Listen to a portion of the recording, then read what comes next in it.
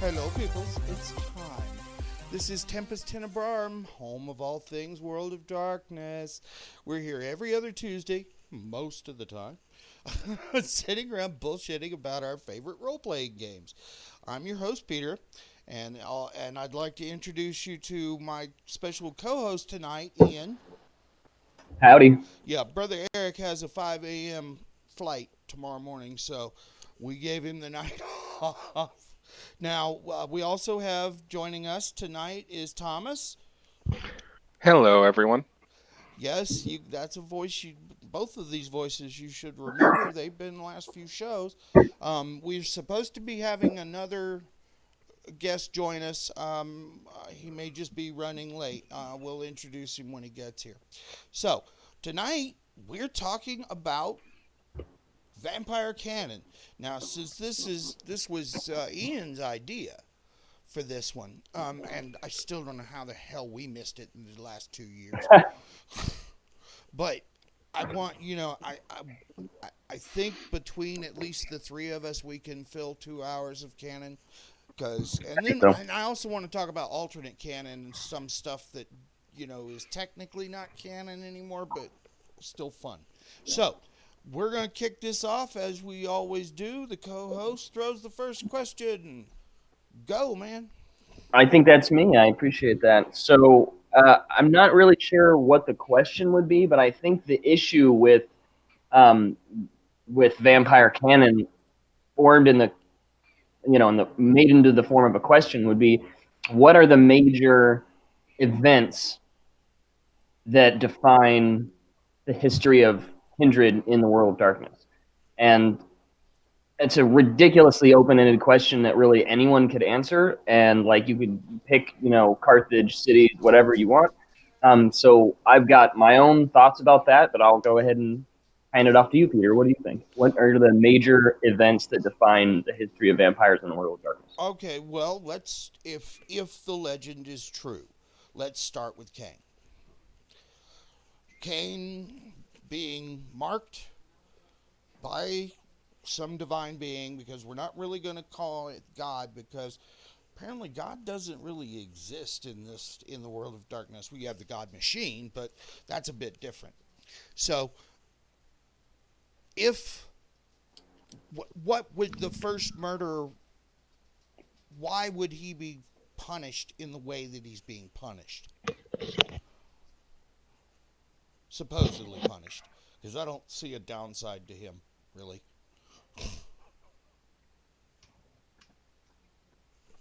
Guys? Um, yeah, Well, sorry, I was plugging in my headphones. Go ahead.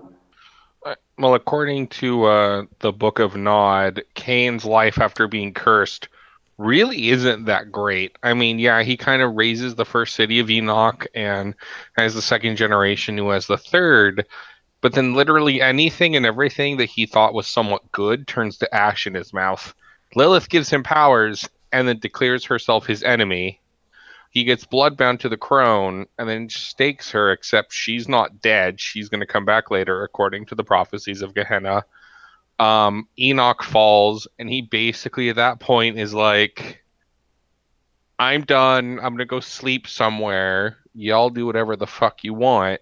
Then at one point, some vampires try to eat him, and he just destroys them and is like, yep, Yeah, I he's have wrought probably nothing the but only good. vampire you can't diablerize. But I don't want to say Enoch fell. Enoch shifted because it went to Okay. the Shadowlands. It was banished to the Shadow Realm. Yes. Yeah, Enoch is the first city, right? So, Yes. Yep. so Enoch was destroyed by the deluge. And I think that's one of the few things that God really did in the world of darkness besides the initial spark that created Cain, right? So then after the first city, which to just, I guess, take over, my understanding of the canon is, of course, the creation of Cain, 12,000 BC or whatever it was, and then the erection of the first city around 10,000 BC, whenever it was, and then the deluge and the creation of the second city directly afterwards at around 5,000 BC. And then that's where things just kind of like go off, like you said, right around in the second city is where the second generation were all betrayed by the third generation and diablerized or whatever the heck they did to him. And they must not have diablerized him, otherwise they would all be second generation. But then Cain left, and jump in if I'm mixing things up here. But then, no, so far you're dead on. all right, that's okay. So I haven't read the book, and I'm staring at it right now, but I haven't pulled it off my shelf. So then, after the second city, when everyone kind of went their own, all the antediluvians kind of went their own way. There's not a lot of known, like factual, quote unquote factual, canonical information about what happened to these antediluvians, except for really majorly, and I mean, I'm probably missing something with Absimilarid or one of the other ones that's still alive, Trolley or whatever. But mainly the really well-known antediluvian, in my opinion, is Set. We kind of know where he is. We kind of know what he's been doing. He's got a whole following. We're like pretty sure Set exists. And I don't know, of all the antediluvians, I think he's the one that they believe in. People in general probably believe in the most. I don't know. That's a pretty contentious statement. Because there's more historical evidence for his existence than technically. I would say that's true. Now, yeah, that's kind one of minor thing you missed, and this is one of the part of the alternate. Sure. Cain and I was talking about. Cain also created the first ghoul, his brother, Seth. Oh, right, Seth. Mm-hmm. Yeah. There's also, I say, strong evidence that the Banu Hakim's antediluvian is real, especially given a lot of the canon plot points that happen in the End of Days, specifically. So there's that one, and then there's, of course, the eldest, who we know is still kicking. Who's the eldest? The eldest is the antediluvian of the Shamasei. Yeah. The Tzimisce. Yeah. Tzimisce, Shamasei, the one clan whose true clan curse is no one knows how to pronounce you their pronounce their name? Yeah, that's fucking funny. Oh, geez. No, dude, I'm stealing that. Yeah, that's got to be repeated. So without further ado, I'd say like we can all pretty much agree that the major events in the beginning of the canon are, assuming it's all true, of course, is the creation of Cain, the curse of Cain, and the first city, the deluge, and the second city. That's pretty much, it's either like, okay, it's a myth and it just didn't happen, or it did happen. There's not really like the alternative. use of the term antediluvian is also a bit of a misnomer because there's no geological evidence for a great flood, so to speak, the deluge, as you were mentioning. So I just think of antediluvians as being just super old. Not super old, yeah. Technically, the name means before the flood. But so there were a couple of deluges, actually, but they're not like what we would think. They didn't happen in the Holy Land, and they didn't cover the world. There's the Black Sea deluge, the Black Sea catastrophe, where the Bosphorus Strait, which is what separates Greece and Turkey, first broke and flooded like a huge area that was populated by very early humans around, I don't know, 15 or 50 or a long BC, tens of thousands of years ago. Long the Mediterranean is also one of those. Exactly. Mediterranean did the same thing. What was that? The Strait of Gibraltar when that one burst. Right. So that one was like a million years ago or something, a long time ago. Well, that's why every single culture has a flood story. It's one of the two cultural things in real life that literally spans all cultures. It's floods and dragons. Every culture. Well, it's not all. You can go to the Papua New Guinea highlands and find no dragons, no floods. Totally ridiculous nonsense. But you know what I mean? Like, I see what you're saying, though. Like, the major religions in the world, like the descendants of the Proto-Indo-European folks that produced like 80 or 90% of all the languages and religions in the world, the people that invented the wheel and bronze and horseback riding and stuff. Yeah. They definitely had like some religious aspects like floods and reincarnation and duality and stuff that are now basically everywhere. But anyway, you could go to like the Aboriginal cultures. You could go to really like the Khoisan, which is basic. We used to call them pygmies. There's like really, really old cultures that don't have any really vestigial Proto-Indo-European belief. Well, you mentioned the Aborigines. I'm assuming the ones you're talking about are Australia. They actually, their verbal history, their oral history goes back almost longer than 50,000. Well, theirs is interesting because it's totally off topic, but they have a myth that they walked to Australia And that was always like, okay, how funny is that, right? They walked to Australia. Clap, clap, clap. And then we did all this geological research, and we're like, holy shit, they probably fucking did. There was a land bridge from, like, there was a continent that has since been mostly flooded that was Australia and New Zealand. And we're Plus thinking, Indonesia. oh, yeah, there you go. Yeah, like a lot of those volcanic areas were connected, right? Okay, so and let's get back on go back track to here. Canon. Yeah, So. let's get back on track here. So let's talk about the generations as we've kind of hit on them. By the way, I Right, want to first, say second, hi to third. the folks in the chat. Thank you for joining us. You got questions, throw them. We'd be happy to try and fuck them up for you. No problem. So I'd like a chance actually, because I somewhat disagree with the my answer for the first question is a bit different. Personally, I think for vampires, because in reality, the existence of Cain can be contentious, and there's multiple versions of how that all happened. Because in some versions, Lilith the first, not Cain, etc. Fair enough. I think one of the very huge, big events in vampire history that's really iconic is the sacking of Carthage, and then eventually the Inquisition and the forming of the sects, which has massive ripples throughout kindred history. If I might be so bold, I was actually going to say that those were next. But yeah, I totally agree that the next major thing after the second city is Carthage. Yes. One other thing, Christian or Catholic Apocrypha lists Lilith as Adam's first wife. Jewish. But Jewish. So Yep. but she refused to be obedient. So God said, "Fuck off," and let's do it again. Pretty much. Yeah. And oh, you first. Oh, thanks. Yeah, actually, I was just going to go back. I think that she is the crone. Fight me. That's what she's way it looks to me in the Book of Nod. Yeah. There's no, I don't, they're distinct characters.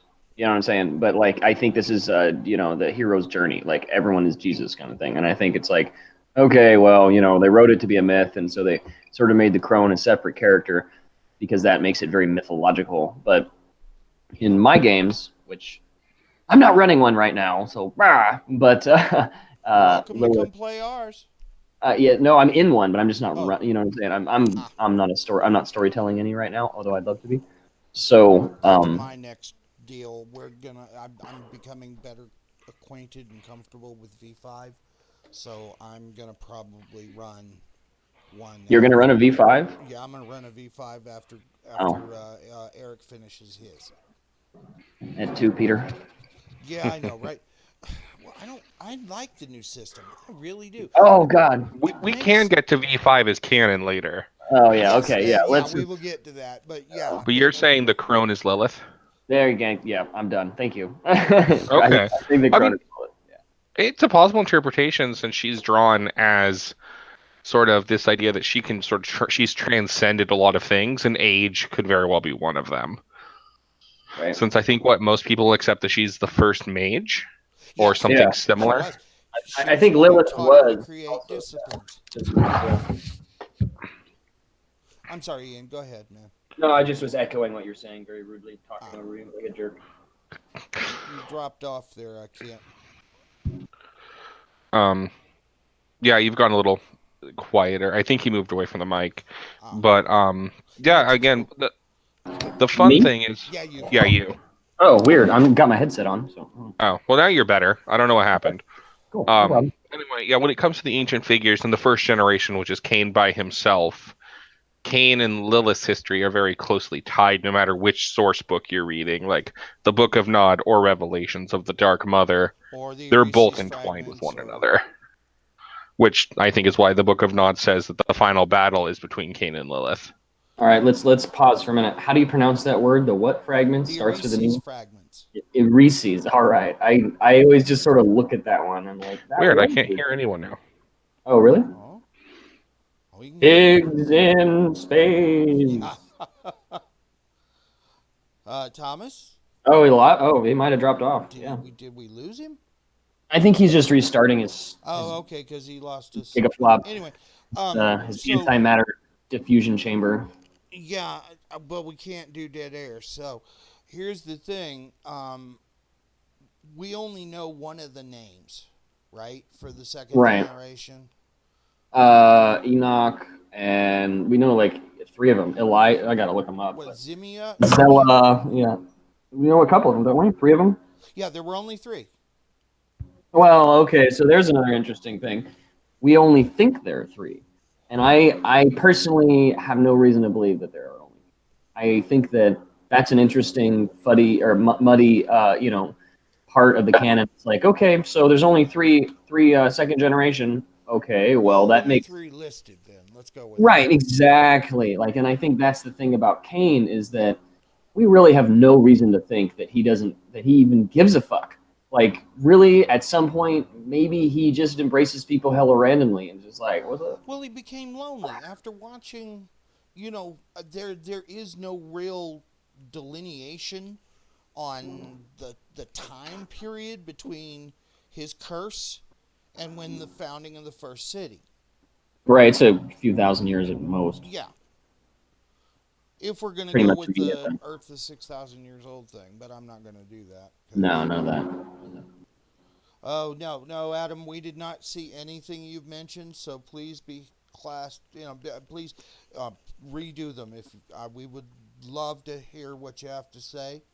So Shout it from the rooftops. now, looking at the third generation, looks like Thomas is back in chat anyway. Yeah, I am. All right, My so you my can. headset stopped working randomly. No worries, Oh, no worries.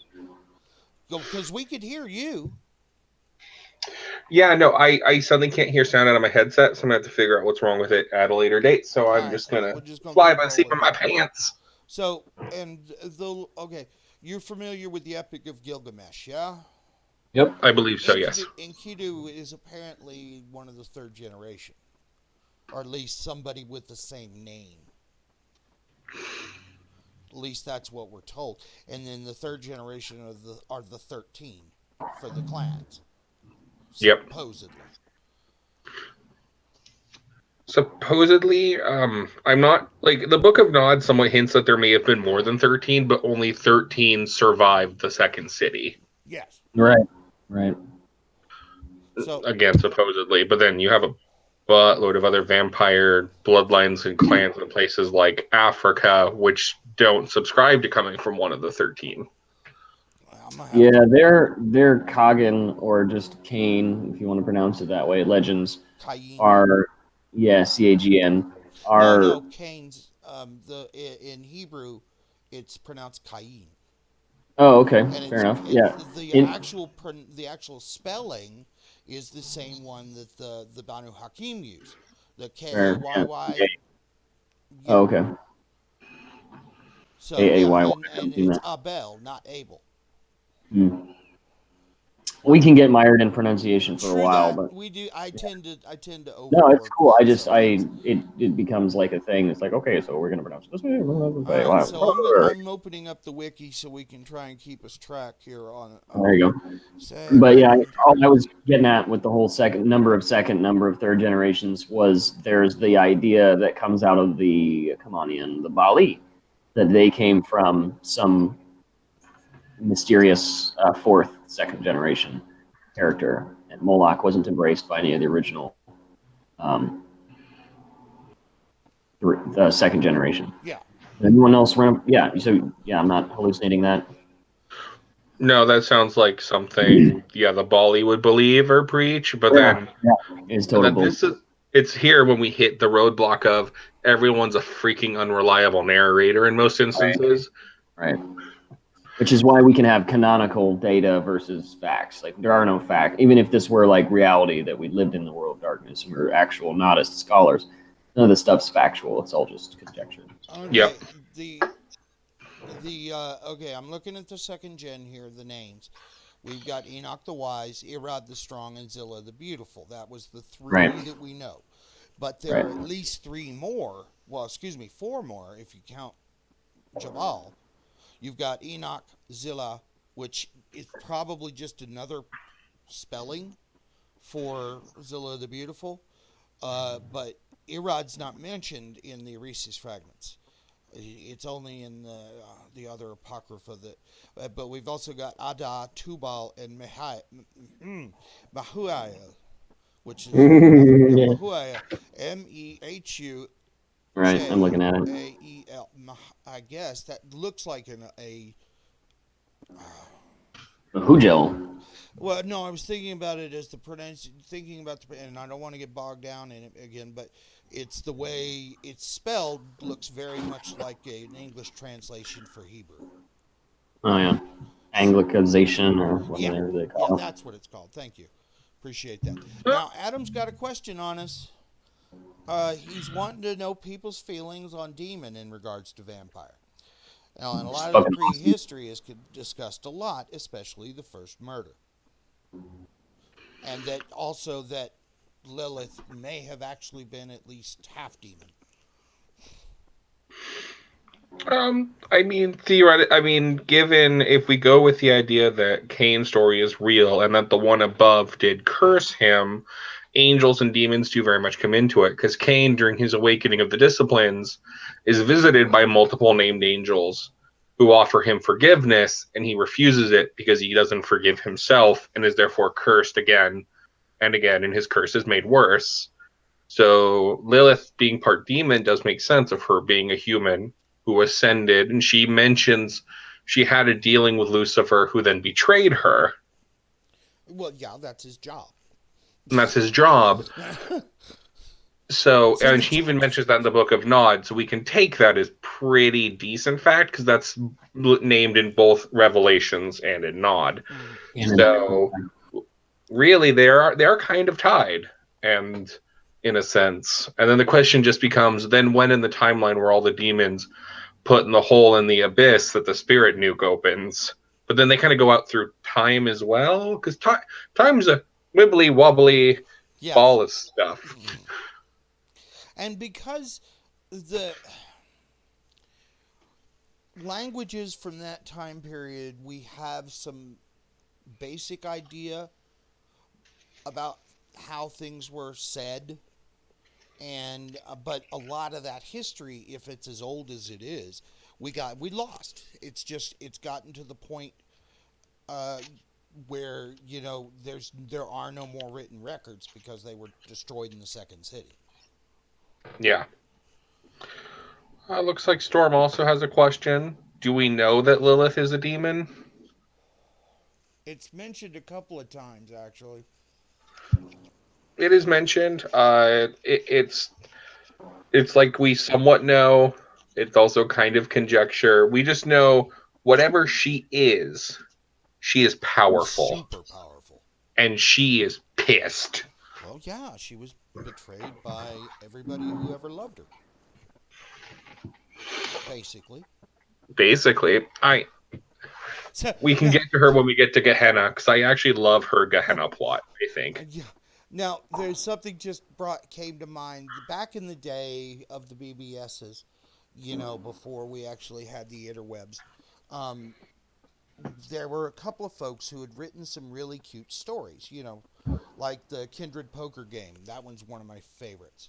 But there's the one group who are getting together. It's a group of the ancients getting together and going, well, I'm getting questions from my children about where we come from. and and then they decide that they just use Cain as the bad guy here because he's historically been the bad guy since bad guys were bad guys.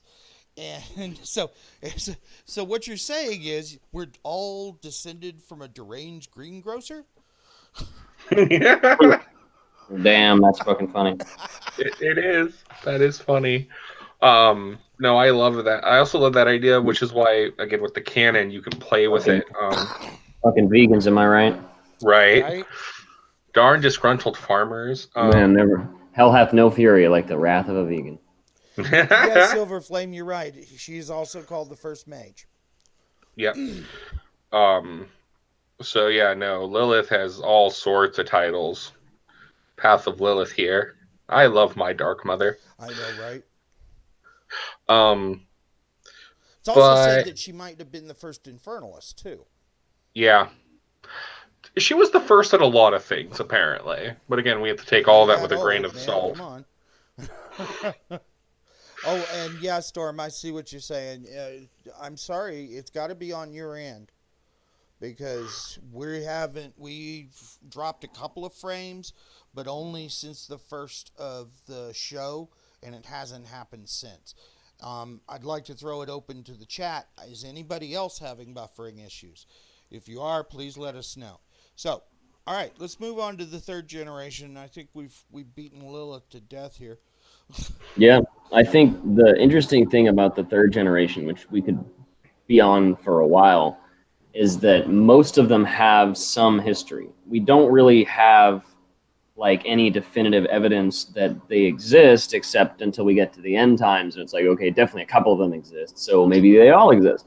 So if we want to just jump with that, like, I really have to look them up because I really do this without any research. I just like, oh, this is what I know and whatever. But at any rate, so the Nosferatu antediluvian Absimilarid, as I recall, he is hiding. He basically, a lot of the antediluvians went to sleep. They went and hid somewhere and went to sleep. That's like the basic trope that they went through, right? So he's somewhere in, I think he's supposed to be in like Oceania or something. You guys remember that? Okay, Yeah. that one's not. Hold on, let me pull up his page. We'll see what we got.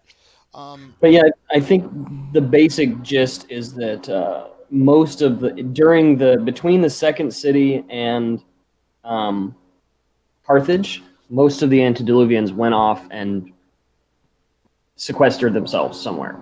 Gangrel became a mountain. You know what I'm saying? Absimilarid, I think he's at the bottom of the ocean or something like that. According to his wiki page, it was in Eastern European mountains as when he woke up. Okay. And then, of course, I don't since it's this is kind of sidetracky when because this is technically fourth generation stuff, but his creation of the Niktuku, are they fourth generation or are they something else entirely? Go ahead. You first. Yeah, I always think they're just fourth generation. I've heard people talk about them as if they're like another clan or another bloodline. I don't think about that at all. Well, Straight up fourth generation Nosferatu. My understanding is they're the cleaning crew for Absimilar. He set them up because he took to heart the "don't create any more children" thing, but nobody listened, and so he created these four nasties and said, "All right, when you wake up, kill every single member of our bloodline, everyone." Right. Right. Well, according to some, I remember in, I guess, Jihad Diary, they talk about it, and according to some Nosferatu lore, what it is the Niktuku are the children of Absibalad, because he was bloodbounding all of his children to him. Like, the minute he made them, it's, okay, you're drinking my blood for the next 3 nights. And you will do so once a year, forevermore, and a few of them broke free, like Baba Yaga, and rebelled against dear old evil daddy. And then we've got Gorgos, She Who Screams in Darkness, Nukalavi, and then there's one more. I can't remember who it is. Oh, God. He has Abraxas, Azazel, Baba Yaga, Echidna. No, I'm talking about just the four. Oh, just the four Niktuku? Just the four Niktuku. Do we have their names? Okay, hang on. I'm looking, but yeah, no, they're nasty. They're feared by all Nosferatu. Anybody who's got sense scares the shit. Well, when Baba Yaga woke up, Russia just fell off the map. Yep. And every kindred in the shadow curtain. Yes, and every kindred within the curtain died immediately. Everything just dropped off the map as far as, and it wasn't just the Nos that went down in that. It was every kindred in the area died. So it comes somewhat similar to what happened with Zapathasura. Yeah, so that's also been retconned. Yeah. Speaking of canon. So it wasn't that they all died. It was literally think of it like what's the name of that city? That Cappadocia, speaking of the third generation, Mm-hmm. put a large number of his clan in. What was the name of that city? Oh, I I'm don't usually so good remember. at this. Yeah, in Turkey, as I recall. Yeah, but basically, It's not Constantinople, is it? no, it was No. give me a second, I will find it. But basically it was the idea that no kindred could actually leave the shadow curtain. And if you went in, you couldn't get out. If you tried to get out, you died instantly. So while the curtain was up, like princes or sires who didn't like their children or subordinates would send them to Russia on a mission Huh. and basically be like, well, if the curtain falls and you're still alive, we'll talk later. Don't try to come back. One Don't other try to cute little come bit of back. trivia with Abasimilard was the clan Bane was visited upon. He was one of the children of Zilla, the Beautiful, and she only embraced very pretty people. That was her thing. Yep. And it was either Abasimilard himself or one of his children desecrated a statue of Cain. And Cain said, "Nah, fuck that. Fuck that. You're all going to be hideous till the end of time. Fuck off." Now, Storm wants to know a little bit about Baba Yaga. So, who wants to take that? I gotta go run to the bathroom. No problem. Ian, Well, would you like to go first? sure, yeah. So on a purely mythological point of view, Baba Yaga is a mythological witch from Russian uh, prehistory, really. She's got iron fangs and iron claws, and she's very strong. And she lives in a little circular hut that dances around on chicken legs. And that's the myth. In the world of darkness, she's a fourth generation member of the Nosferatu. She used to be part of the Niktuku, which is a group of Nosferatu, as Thomas was saying, that was embraced to basically kill all the other Nosferatu, but she got away, and she lives in Russia. She's the most powerful vampire in Russia. She has a special obfuscate power that she put on the entire country, including all of Siberia, where like you can't where is it, she knows where all the you fill me in here, Thomas, right? She knows where all the vampires are. No one obfuscate works, something weird like that. You can't find vampires once they cross over into Russia. Isn't that what it is? Basically, yeah, she literally just so any idea of like the Sabbat or Camarilla taking having control over Russia died the moment she raised to power. She elected her own leadership, and she knew where every single kindred was at all times while the Shadow Curtain was up. Right. And this cut off Russia not just in the physical plane. So, of course, the mortals had no idea this was going on either. This wasn't super masquerade breaking like a giant dome. It No, it was was just, basically the creation of the USSR. yes, yeah, basically. And what she ended up doing was literally you couldn't cross into Russia through the shadow or through the Shadowlands. You couldn't cross over from any other realm. She literally Right. just Only sealed the off prime Russia across material. all dimensions. That's right. That's right. So So, you no but moon bridges worked going into Russia and all that stuff. so Yeah, even the guru couldn't, step even the out Right. of the Guru couldn't. The umbra. Guru were even scared of her. Yep, that's There's right. Right. images drawn of Guru actually like they were scared of her. So when a Niktuku in one of the stories came to kill her, they were like, "Oh, But please she do it." is one of the Niktuku. She Yeah, is, she but was she's more like free from the was. bloodbound. Oh, She's no okay. longer bloodbound to Similad. I know his name is really hard to pronounce. It's Ab Lard. Okay, thank Similard. you. Thank you, No problem. Daddy So Nos. yeah, Daddy Nos, and I personally I like Ab Lard because I just think that his whole thing is actually somewhat mythological and cool and whatever. Anyway, without miring into that, so that's his deal, right? So he, Yeah. as you said, he actually went to sleep and then woke up in the 2000s. So he must have made his way out into the Eastern European mountains somewhere, which Yep. is I think kind of interesting because that's also where Zemis was, the original Zemis antediluvian. He Yep. went to sleep in some city somewhere, and the Anarchs after the Anarch Revolt, which I guess we should talk about that right away because that's the next big thing after Carthage. We're kind of skipping over Carthage and True. Anarch Revolt. But to just seal that up, I think going back, the whole reason we got here is the antediluvians all kind of went off and did their own things after the second city. And so to tie that in, the next big thing was when Trolley, who was or Troil, or however it's pronounced, the antediluvian for the Bruja clan, founded Carthage, right? And then take it away, guys. What happened there? So it really depends on who you ask. If you ask the Bruja, I'll use the proper pronunciation because that's how it's pronounced in this time period. That's what I keep saying, but nobody. In this time period, it was pronounced Bruja, so I'm going with it.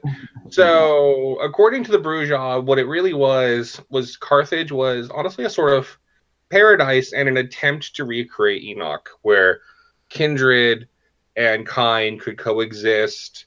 It was very coexist in these huge scarecrow coexist, wink, wink. Coexist, wink, wink, nudge, nudge, like humans coexist with the cattle. Anyway, but of course, then there's also the Bali and their influence in Carthage, and how Carthage became corrupt and really dark, and there were infernalist sacrifices, and Troil and Moloch ended up becoming bloodbound to each other to the point where when they both sank into the earth after being defeated, they were embracing one another. They were buddies. They were buddies. Well, we don't really know if Troil was male or female, do we? You know, the old Ventrue who know the history. Yeah, okay, so I actually thought growing up that Trolley or Troil or whatever the fuck it is was a male, but I think Trolley was a female, right? I forget, actually. They go back and forth with it. I think it's named a male in like a really early book and then named female in the later books, and they stuck to the later thing where it's a female. That's what I remember. No, it's true. We could switch to she. Troil's one where like I'm really not sure. And also there is the contention that Troil wasn't actually the real antediluvian and that she wasn't diablerized the original antediluvian. Right. It is the truth, as I recall. Yeah, so Troil originally was fourth and then rose to third by diablerizing her sire. Right. And then got it on with Moloch. That sounds about right. Like Carthage, the idea of it sort of really comes down to this idea of the Ventrue and what would later be some of the foundations of the Camarilla in Rome because the Inquisition hadn't happened yet, versus the ideology of infernalism and the Bruja in Carthage, and the Ventrue won. Right, and so Ventrue, the antediluvian there, his name was Ventrue. Whatever happened to him? He went to sleep? We lost track of him after Carthage. Some people say he's dead. Some people say he faked his death. Ventrue is surprisingly one of the undertouched antediluvians. Yeah, right, as I recall, a lot. He basically falls off the map after Carthage. Yeah. And so does the Toreador, or whatever the fuck her name is. Oh, that's hold up. But we're pretty sure she and Ventrue are both still around. It's either Archael or Ishtar. Ishtar. So according to the wiki, after Troil's Diablerie of Bruja, Ventrue actually was going to go out and find Cain and be like, we need to fix this. Going up. But then apparently Troil, along with La Sombra and possibly Set, ambushed him outside the second city and supposedly killed him. But the history says he later then embraced other Methuselah later. So, I mean, Ventrue has fortitude, and the antediluvian would have like 10 dots. Right. So he's not going to die easy. That thing always kind of got me, though, dude. They're all 10,000-year-olds. They all have 10 dots and everything. So, you know what I mean? I was just looking at the, hold on, let me pull it back up. Baba Yaga, they have a character sheet on her here. Yeah, they have a couple of them. Physical of 8, strength 6, dex, and stamina 9. Social of charisma 6 manipulation, and appearance 0. Duh. And I think that she gets more powerful. I think she's got 2 character sheets too. Oh, does she? She does. Her mage character sheet's much more powerful because she's also possibly a mage because the mage have a version of her too. Gotcha. But no, yeah, she's got. I mean, let's. I mean, all the antediluvians probably know all the physical ones: potence, celerity, fortitude. All the shared disciplines or Andrew can whatever. learn those. Antediluvian, you have time. You're gonna have 10. I'm But seeing, for their yeah, I'm specialized one, seeing I'm pretty 10. sure they didn't share. as Yeah, I much. think that would be the only thing. Like Gangrel has 10 in Protean. Yeah, and nobody else does or whatever. But yeah, I don't know. I struggle with what people often say, well, you shouldn't even have character sheets for antediluvians. Like, well then how do you rationalize what happens when 3 antediluvians jump another one? Like, can they win? Is this Superman versus Superman, or what the fuck Well, is the this? destruction of Zapathasura. Yeah, I don't Because know. it took, It's a whole nother show. yeah. There's like really a lot to get into the mechanics of like, okay, if you really want to play an Elder game, what does that even look like? Like, let's say you really wanted to do it. You play a 5th generation Methuselah. Obviously, you're going to be fighting other 5th generation vampires. What about the 4th and the 3rd? At this point, it's a real question of what does the antediluvian character sheet really look like? Pretty badass. Yeah. Yeah, I would imagine it's like you said, though. Like, in the end of the day, they probably shouldn't all have 10 dots. That's just me sort of pontificating. They should probably be Right. like Yaga. Like, you've slept a lot. Like, some of your shit might be at 6s and 7s, even though you're a fucking antediluvian. But I don't know. It's an interesting thought. No, it's Getting true. back, right? Yeah. So Let's getting go back, yeah. So we quick roundup. We've talked about Nosferatu clan-wise. We've talked about Nosferatu, Ventru. Come on, guys. Toreador. So what happened to Gangrel? I think Gangrel went and became a mountain, right? He earth melded, and he's still out there somewhere. Inonia. She's also canonically for Oh, it's a Gangrel. she. She's canonically she. And apparently a child, like a direct child of Adam or something. Oh god. So there's some stuff there. She ends up. God, there's a lot on her. Like a lot. According in 1, she allied with Set. Blah blah. Where did she go to sleep? Yeah, no, she fell into a long torpor around the time of Christ. It doesn't say where though, but the mountain thing sounds about right. That she literally just melded into a mountain and became the mountain. Right, that's what I remember, and I'm of course like everyone else right now, probably madly trying to find it with the fucking wiki, and it's just like not coming up. But yeah, that's what I recall is that she basically didn't she did antediluvian stuff, but she didn't have a lot to do with the canonical events of the meta plot, and basically went off and earth melded, and she's still there somewhere. Yeah, she's the sort of hunter. Like she just has a lot of different lore about her, about like who she's related to. There's a lot of conflicting information with her, and then she appears into different final nights. One of them where she's kind of the main antagonist or protagonist, and one where she just allies with Set, and if you play it right, you kill her along with everyone else. Nice. So you can sort of. She's one where there's a lot of wiggle room because some of the Gangrel really like. Again, she's like the apex predator they aspire to be, while others are like, but we're the smaller fish guy. She's gonna freaking eat us. Why worship the thing that will eat you? Yeah, that's why I'm personally ideologically aligned with the Sabbat. Oh, same. Whole another discussion there. Yeah, that's what I was gonna say. But yeah, there's no such thing as a good guy in this system. There's not. I'm not sure there's anything such thing as a good guy in reality. Yeah. So a discussion for another day. But one could argue certain antediluvians are better than others. Maybe they're not good, but some of them are better. Definitely more diabolical. Yeah. So let's see. So the one that really gets, the one thing that I'd like to say at this point is that we're talking about canon, so the timeline is important. think a lot of the stuff that we're talking about happened in between Carthage and the Anarch Revolt. So the Anarch Revolt was basically okay. So the Convention of stop me if I'm wrong here. Convention of Thorns was signed in like 1452 or something like somewhere that. around there. Yep. And it was basically the Camarilla decided that there had to be some rules. There was this thing called the Inquisition. The humans were going crazy and fucking killing everything. Burning the burning times, burning witches, burning vampires, just burning everyone. Mm-hmm.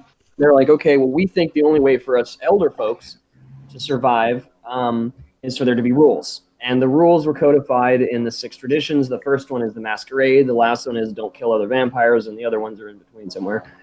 And I think you're right. The first one's Masquerade, second one's Domain. Yep.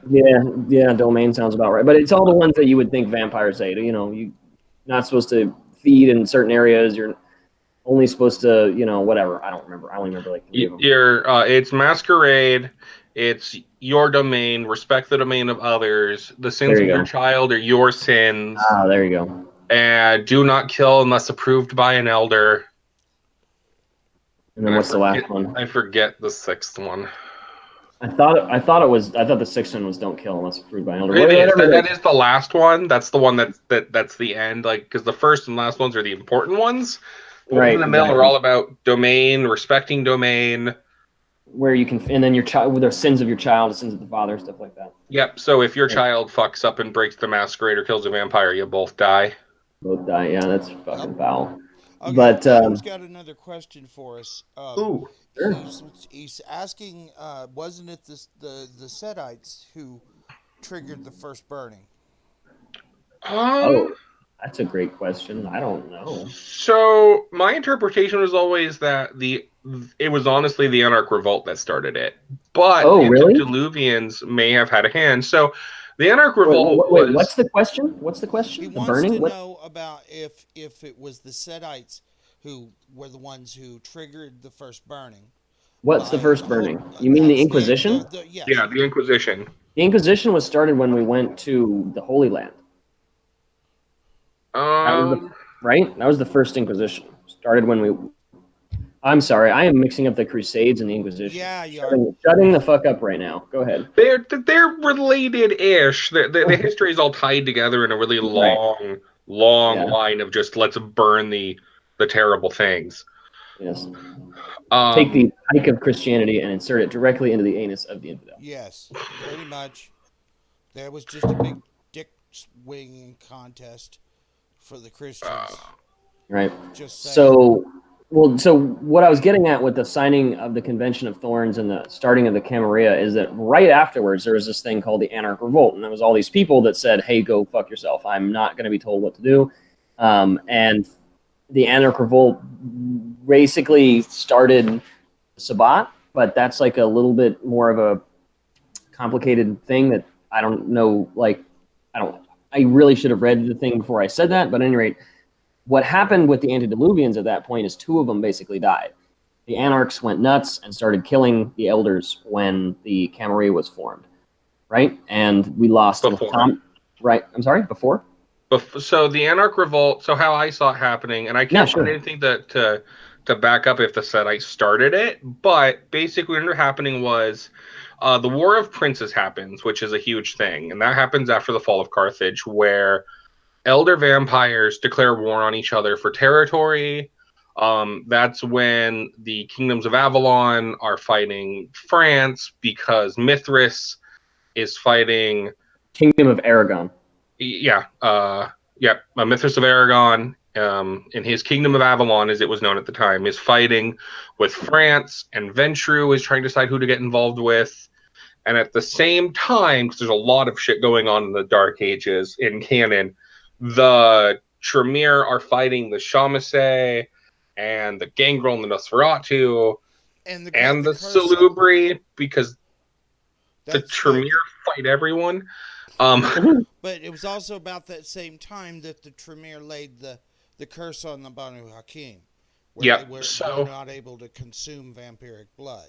And just by mentioning the Tremere, we're skipping over an Antediluvian instead. That's true. We are. So it all leads, basically, there's this huge span of time We will get to the Tremere timeline after this, I think would be best. Basically, Sure. the War of Princes, the Tremere raising to vampiric status with the death of, with the kidnapping and torture of a Shamizi, and then followed by the diablerization of Salat, the Salubrian antediluvian.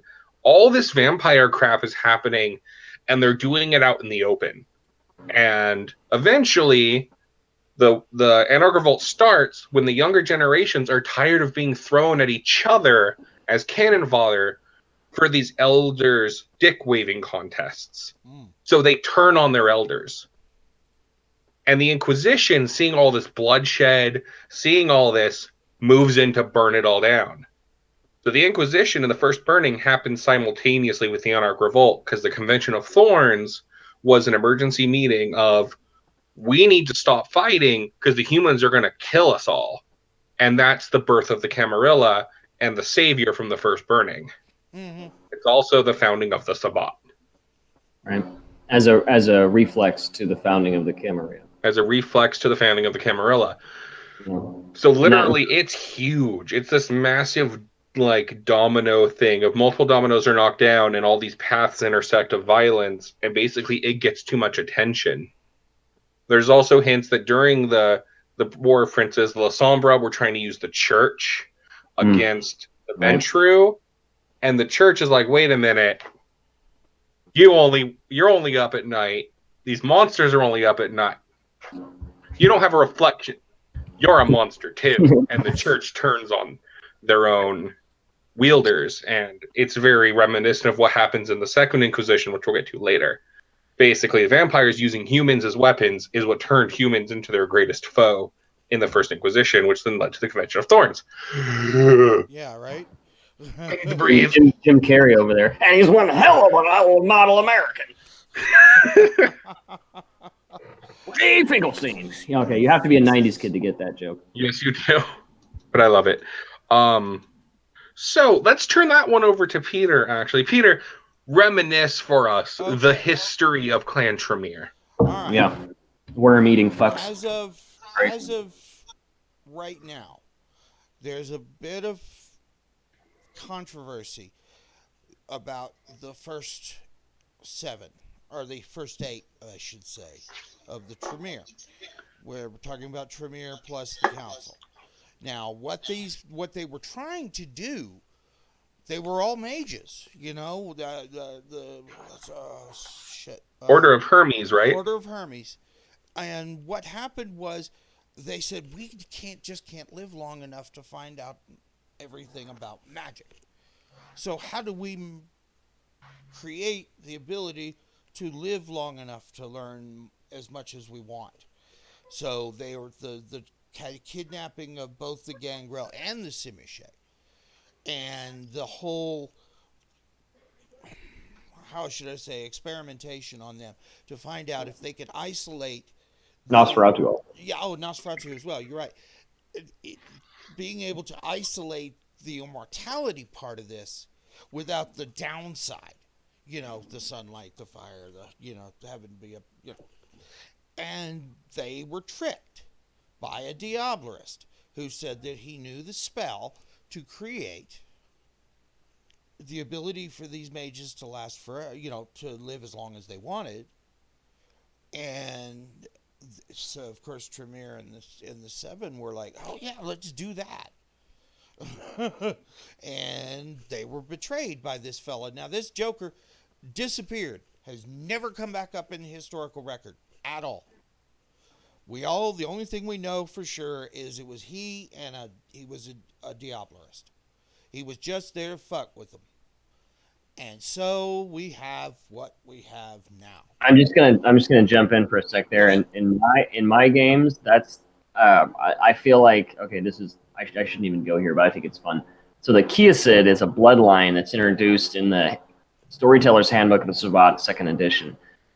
They're embraced originally. Their 5th generation oldest member of their bloodline was embraced by the La Sombra, and they used blood of what in that book was described as blood of a underworld god named Zirnabak. But it's later more like, okay, he's kind of like a true fae, or We don't really know how, but for some reason they have some sort of fairy blood in them. So it's assumed that whatever fairy blood they may have in them came from this underworld god person, Zernabach. But so when I wrote the clan book Kyde, which will be out very soon, I had to expand on that history, and not just like give it the one paragraph treatment that it got in its original print. And so to me, that's really what was going on, is that there were vampires working with mages, going back to the Dark Ages, trying to discover immortality, and it's those La Sombra that taught that were trying to make new vampires, and end up making the Kyde. And then they went off, these abyss researcher people, and they're the ones that influenced the House of Tremere to become vampires. I mean, okay. They also have apparently they've retconned some of what I just elaborated on. It's reading it as in 1022, Goratrix, one of the seven, invited Tremere and the other 6 members of the founders, and said, "I know how we can live forever."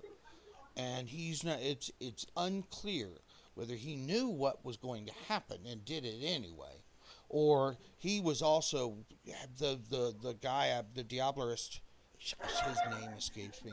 Was whispering in Goratrix's ear. He's the one who taught him the ritual. So we have the 8.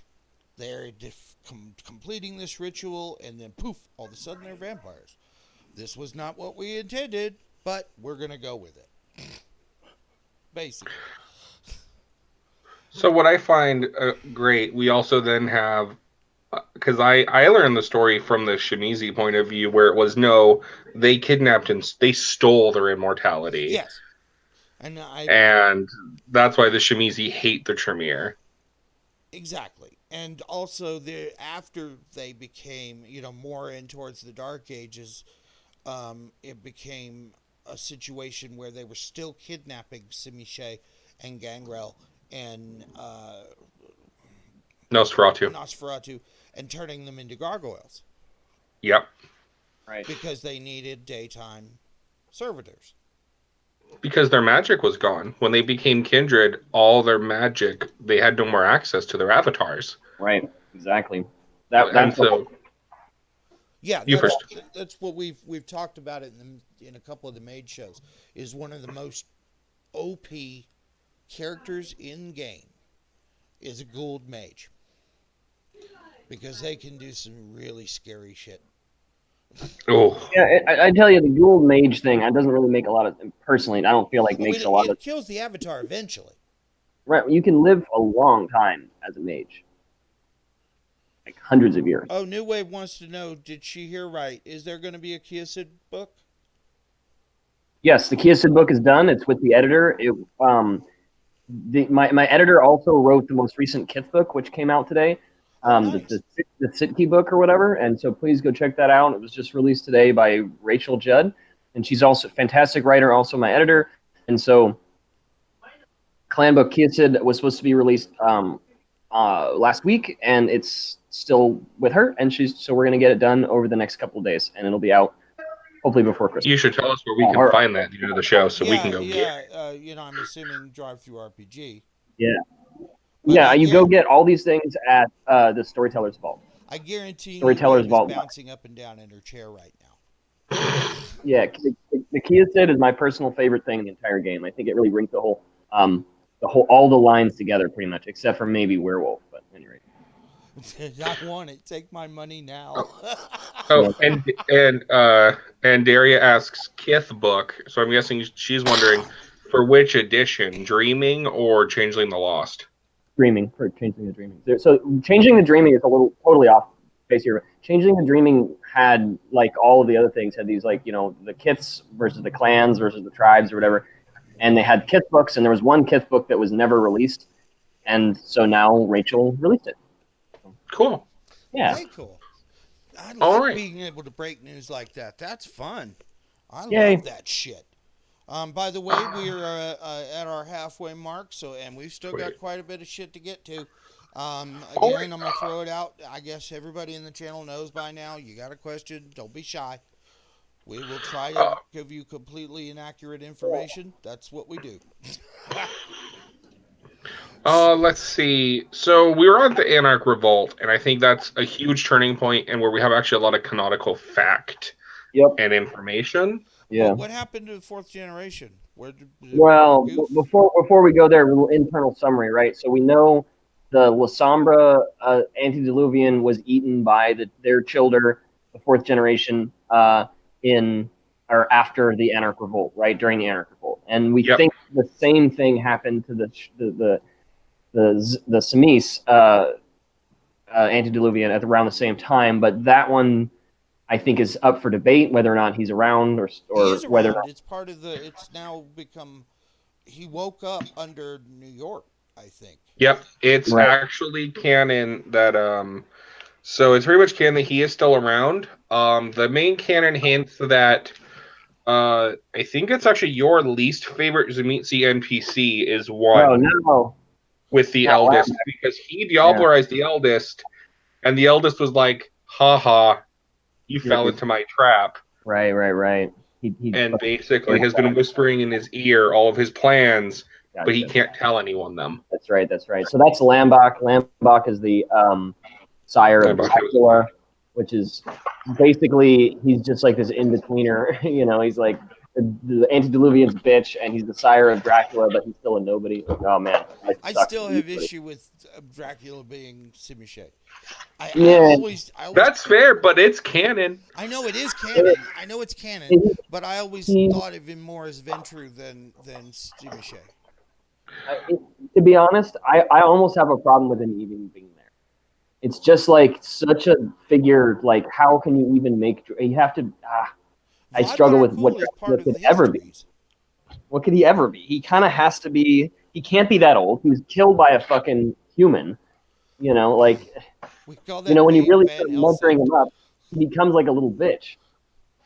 Well, he's still kicking in Beckett's Jihad Diary, so he's not dead Yeah, yet. whatever. I mean, I hear you. Then you kind of have to rewrite the story of Dracula. So it's like, okay, so he actually. That's how they. So that's how they do it in the World of Darkness. That's actually an interesting point too.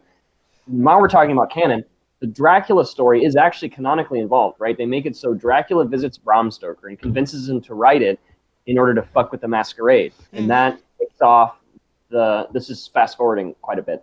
And that kicks off the whole Victorian spiritualist era, as I recall, right? Or that's during the spiritualist era in 1896, the end of the Wild West era. And that sort of ushered in a new wave of like very tightly controlled masquerade, as I recall. It is, and then it became one of the greatest weapons of the masquerade Right, inadvertently, right. because Dracula was a member of the Sabbat at that time, I believe. Mm-hmm. Okay, New Wave says she is of the opinion that Dracula was Old Clan. Yeah, thank you, and I totally agree with that. And I feel like that's actually how they did it. That Dracula was made into a Simsi back in the day. I pronounce it in multiple ways, You do what you got to and do, man. yeah, right. I reckon one word that my brain just doesn't compute. So the Zemis Old Clan I think was invented specifically because Dracula didn't make sense as a Zemis, and they really wanted him to be Zemis. So they're like, okay, Old Clan. Okay, see that's what I was talking about.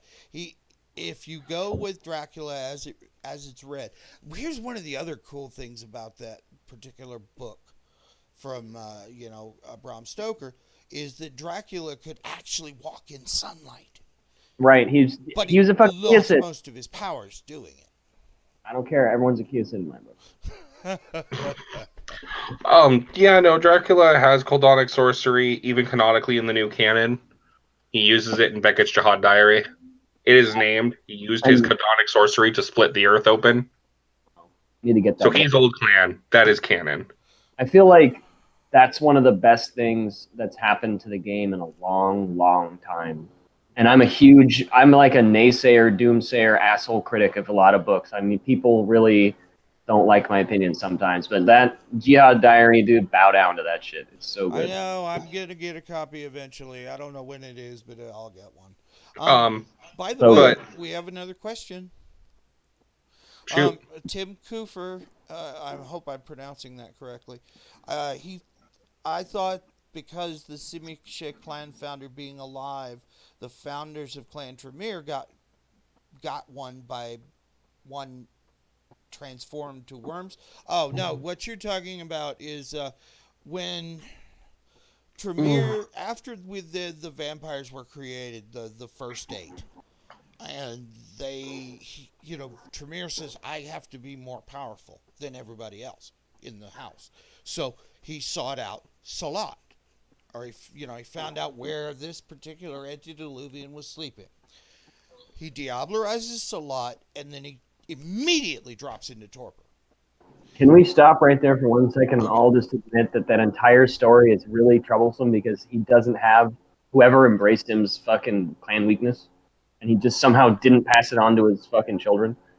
It's just like, What do you like, mean? The one, the, well, the so extra eye, or I feel like God. I don't know. The whole thing is really strange. Like, I don't know. I'm Okay, really. let's clarify which clan and whose weakness. You talking Tremere or are you talking Salat? Tremere becomes a vampire through like a spell, right?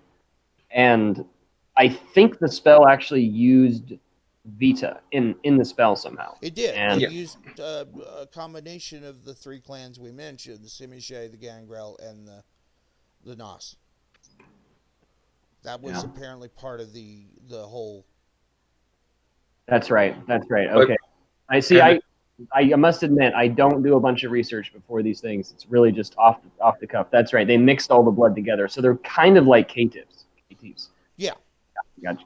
All right, that's right. Until Tremere goes and diablerizes. What I was really getting at is the general whole in the creation of K-tips in general.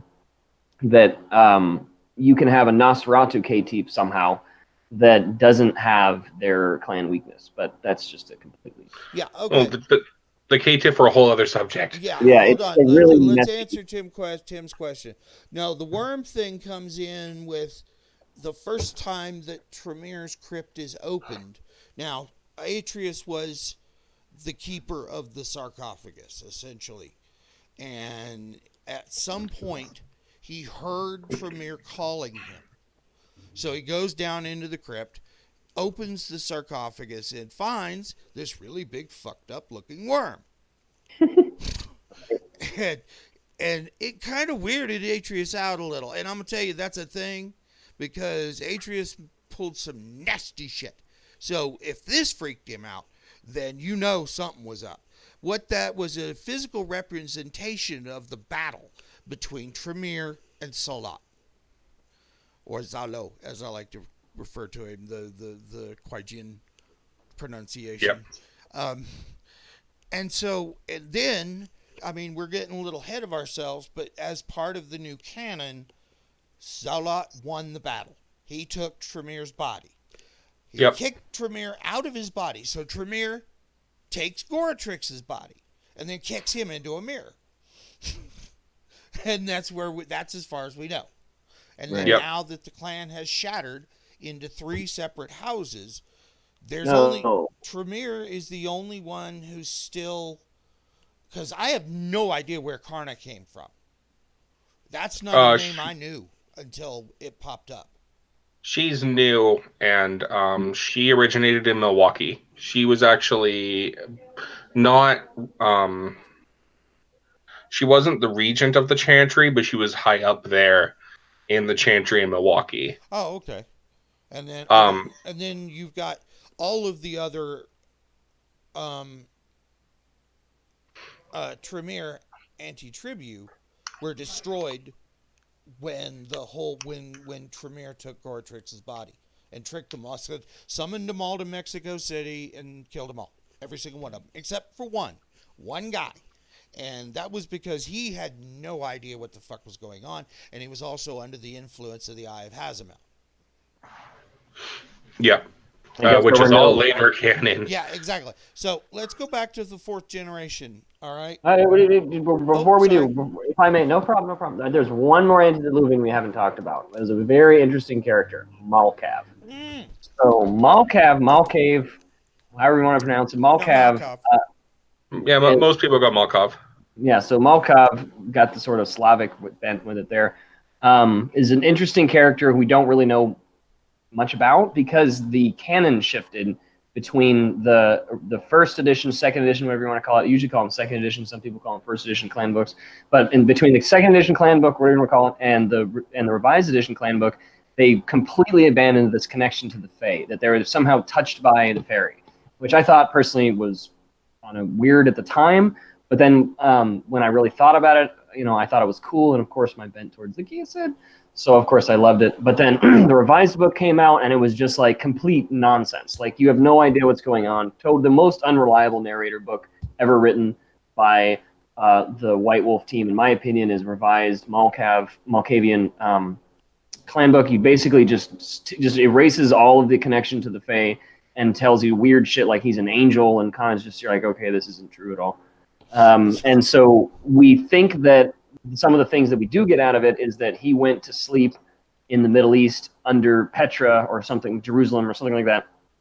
Petra is a Roman city in what is now Israel, and or Palestine or whatever that area. And I think it's actually in Syria. Anyway, it's in one of those areas. Started on that. I have a degree in comparative religion, and I could. Oh, awesome! Do you really?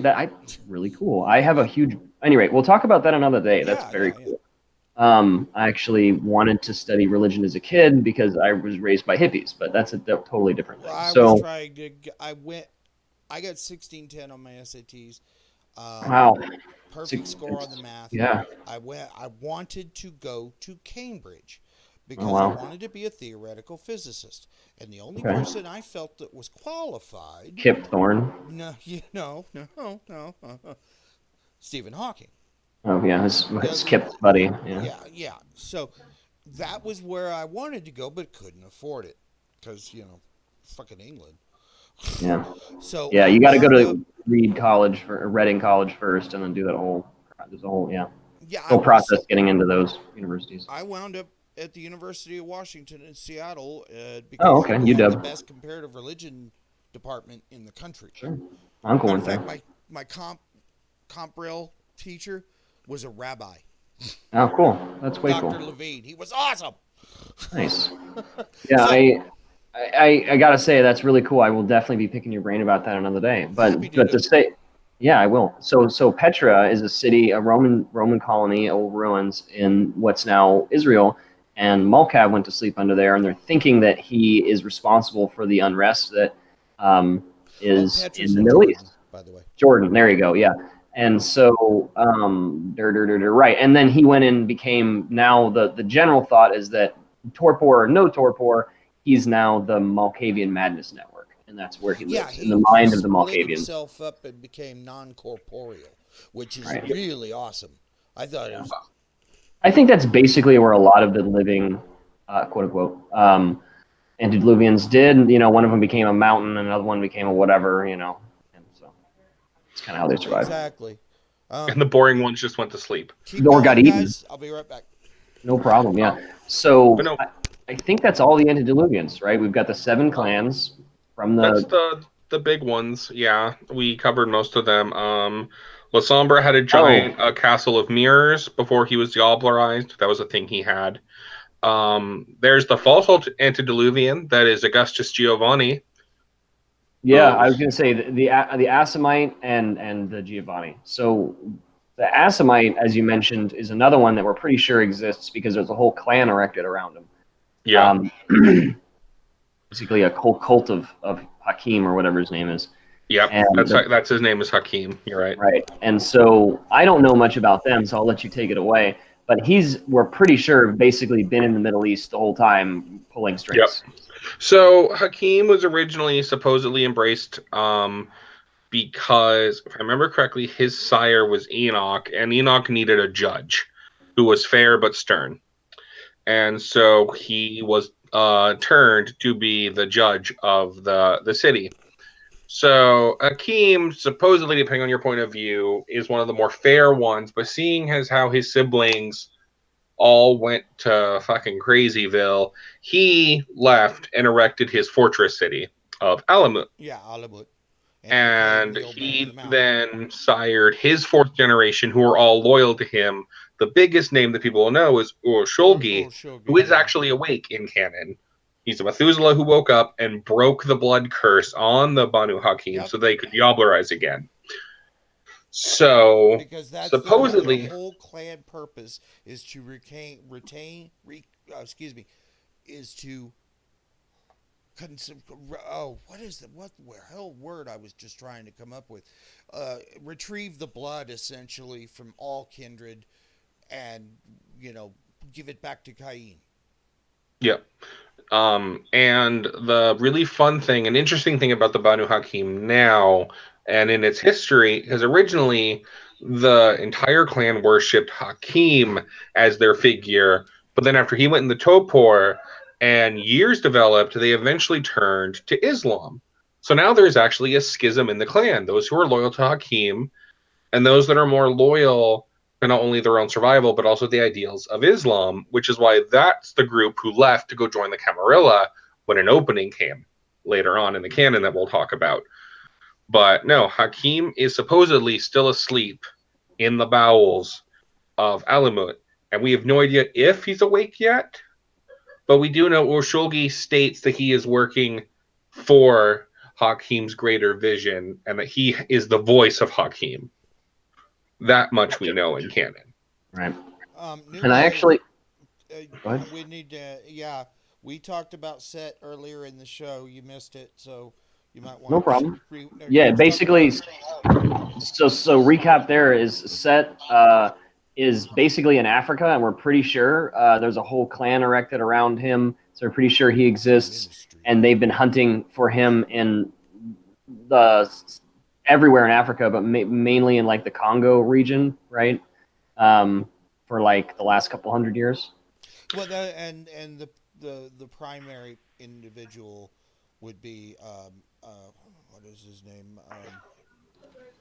Oh Jesus, the guy with the bald black dude. The Prophet of Typhon. Yeah, the Prophet of Typhon. Hesha. Yep. You guys are good. Eight for the day for both of you. Thank you. So supposedly Set might be dead, and the clan's trying to resurrect him. Yeah, exactly. That is one thing. They're trying to find his body or what remains of it, so that they can resurrect him. And in one of the kind of odd because vampires turn to dust when they die. Right, but supposedly but in their mind, Set is the first vampire, and the Setites count their generations differently than everyone else. Yes. Oh God, yeah. I love how into it they got with these clans. You know, the first guy to come up with the Setites was just like, yeah, okay, so snakes and from Egypt and moving on, and then somebody just went off on it, and now it is so deep and fucking cool. The hive mind pointed out something. One of the things that Typhon is upset about is the mummies all over the place. So yeah, that's an interesting thing, right? Like his first childer wakes up after being diablerized and becomes the first mummy, right? That's how the mummies came around, something like that. It's something like that. I have the mummy book, but I haven't read it. I don't. I have disavowed it in all times, but like I just always try to like be less of a dick. I love them. Yeah. I know. That is, I believe, part of what happened with one of them. Yeah, at least with a mummy, if not the first. Yeah. And then there's my personal one of my favorite antediluvians, just because he's such a fraud, is Augustus Giovanni. Oh right. Right. There's him. So him and the one that he ate, right? Yeah. Cappadocius was the original antediluvian of Clan Cappadocian, the original OG Clan of Death. Mm-hmm. So Cappadocius went crazy, sealed a bunch of his clan in the city of Kaimelki. I remembered the name. Yay. And then Augustus basically had been planning a coup, and once the Cappadocian numbers were limited, he struck, and they systematically diablerized all the other Cappadocians, and Augustus diablerized Cappadocius. Mm-hmm. However, he failed to drink his antediluvian soul.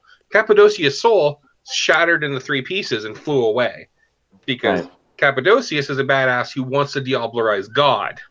Yeah, which I'm still not sure how that's going to work. Yeah, Jesus. It's not going to work because there's dumb and then there's that. There's dumb and then there's Cappadocius. Oh, God, yeah. So, but just to get into that one little bit, so Cappadocius' soul, he becomes a wraith instead of being dabblerized, just because he's a badass antediluvian. He's like, ha, bitch. And then he keeps fucking with Augustus, as Augustus basically goes into torpor. Then this very interesting that this is all chronicled in the Giovanni Chronicles, right? Which Yep. we And will be doing another show on at a later time. excellent. Just to let you guys know. Talking to the folks in the channel. Talking to you folks, we do this for you. That was So- also one of the. Listen, we had a really good brainstorming session last night. I think we did too. Came up with some really good topics. We've got 6 months worth of shit at least. Nice. Yeah. So Yeah, but, you have to do a lot of reading. I mean, there's like clan novels to cover and yeah. shit. It'll be cool. I've read the Clan novels multiple times. I can. Well, there you go. Perfect. Yeah, I have. So I've also done the Tremere trilogy, the Widow's Wake, Widow's Walk. sure. Yeah. Yeah. But So yeah. back to Augustus, the divine pretender. Right. So his soul's in a jar, right? And they trap his soul. We don't really know how this happens. And again, okay, I mentioned Kyde at every possible moment, but in my canon, it was actually the Kyde that did this, and then they gave it to Baron Samedi. And in the canon, it's in about 1918 or 1910 or around there somewhere between 1880 and 1920. Baron Samedi delivers the jar of Augustus, or the jar of Cappadocius' soul to Augustus Giovanni, and it's assumed then that he is now in possession of And it. he became the first of the Samedi. Yeah, the Baron did. Yeah. However, that's now so Cappadocius' soul. Part of it is with Augustus. Right. So that The other two parts, one was put in a second jar that was actually released by Ambrose Giovanni, and now it seeks to devour him. Beckett's Jihad Diary covers that because Beckett finds Cappadocius and basically heeds the warning of get the fuck out. Oh, right. Because Beckett frees him on accident. Because Awesome. Beckett's an idiot. But we love him. Beckett is awesome. Beckett is awesome. There should be more Beckett. All you artists out there, you should be drawing Beckett more. There should be more Beckett art out there. That's just Heck There yeah. should be. But he But so- also died in the original canon. Beckett dies during the Jihad War or the Clan War. He does, but right now, also they've even the gentleman Matthew Dawkins. Matt Dawkins. The Matt Dawkins has basically said He specifically requests you don't call him Matt. He just doesn't like that. So Matthew Dawkins. There you go. Or the Gentleman Gamer. He actually has stated that since Beckett's Jihad Diary is literally a book one can purchase in the World of Darkness canon, no one knows where Beckett is or what's happened to him since someone stole and leaked his diary. I love that so much. Yeah, I did the same thing in Clan Book Kyde. The whole thing is written in first person by a Kyde who's saying that he's publishing this book, and like in it they have like lore, 5 dots of lore, and it's just you've read this book. But anyway, so yeah, Baron Samedi delivers the soul or the pieces of the soul to Augustus Giovanni, and then there's only one antediluvian we haven't talked about. That's very important to the canon and brings us right to where we want to be. I'm so glad we saved her for last. Worst for last. In the Gehenna times, an antediluvian wakes up. Her name is Zarathustra, ripped right off of Thus Spoke Zarathustra or Ravana. Oh, yeah, okay, sure. I thought it was directly from the Nietzsche's book, Thus Spoke Zarathustra. No. No, I'd have to. Okay, I guess I never actually sounded it out. Yeah, no, it's Zapathasura. It's the one that the spirit nukes they had to fire, plus the Exactly. beams.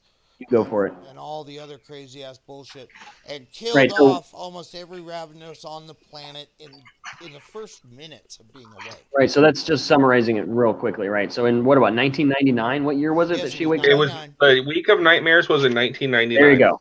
So there you go. So ringing the bells here. So they have a name for it, right? It's called the Week of Nightmares, and it's in 1999. And this antediluvian wakes up in India, and she is really fucking pissed, and she makes all of her.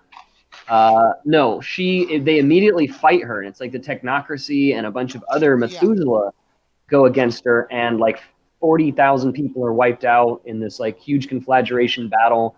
And the technocracy eventually like angles some sunlight off as a fucking satellites and like zaps her with sunlight.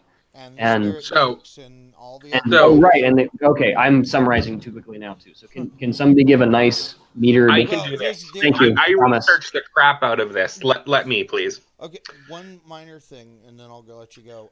There was Shoot. only one major Ravnos that survived, and that would be Hazamel. It wasn't Durga Sin? Well, okay, then maybe I missed one. No, I don't know. That's a question. Well, I think Thomas. There knows. are a few, but there are not many. No. Gotcha. All right. Beckett's Jihad Diary. Hazmel's So still looking for his eye. he has the eye. Beckett's Jihad Diary. No, Hesha has it. Nope. Now Hazamel does. It's canon in Beckett's Jihad Diary. Damn! You gave him his eye back. That's messed up. Yep. So, how the Week of Nightmares starts is there's literally just a week of time that people start having nightmares, and which is why it was originally called the Week of Nightmares. And it accumulates with Ravana, the ravenous antediluvian awakening, as a multi-headed dragon. She then begins to call her children to her and even devour some of them from a distance. Because Methuselah, the ones who are closest to her, she can just devour from a distance. They just wither. But no, she did it globally. She did, yeah. No, I don't mean closest to her as in proximity. I mean within generation. She just starts to eat them from a distance. So they all start to wither or die straight out. Now, seeing a giant multi-headed dragon, the Wanquei, which used to be called the Kuei Jin, and the Technocracy move on this, and they move on it fast. They have to. The Technocracy uses their orbital satellites to try to hit her with sunlight. However, the Kuei Jin summon a storm which blocks the sunlight. So the Kuei Jin are fighting her, and these are elder Kuei Jin. They are powerful, and they're having a hard time. They fight for like 48 hours straight. Yes. Bodhisattva. So the Technocracy, getting pissed that this is taking so long, drop one of their ultimate weapons. A nuclear missile encased in anti-magic metal that explodes on all planes of existence. They drop it. Let me just say, this is a disclaimer. We're just going to tell you that's not the cheesiest thing you've ever heard. No, guaranteed. Something cheesier you've heard. Maybe, probably.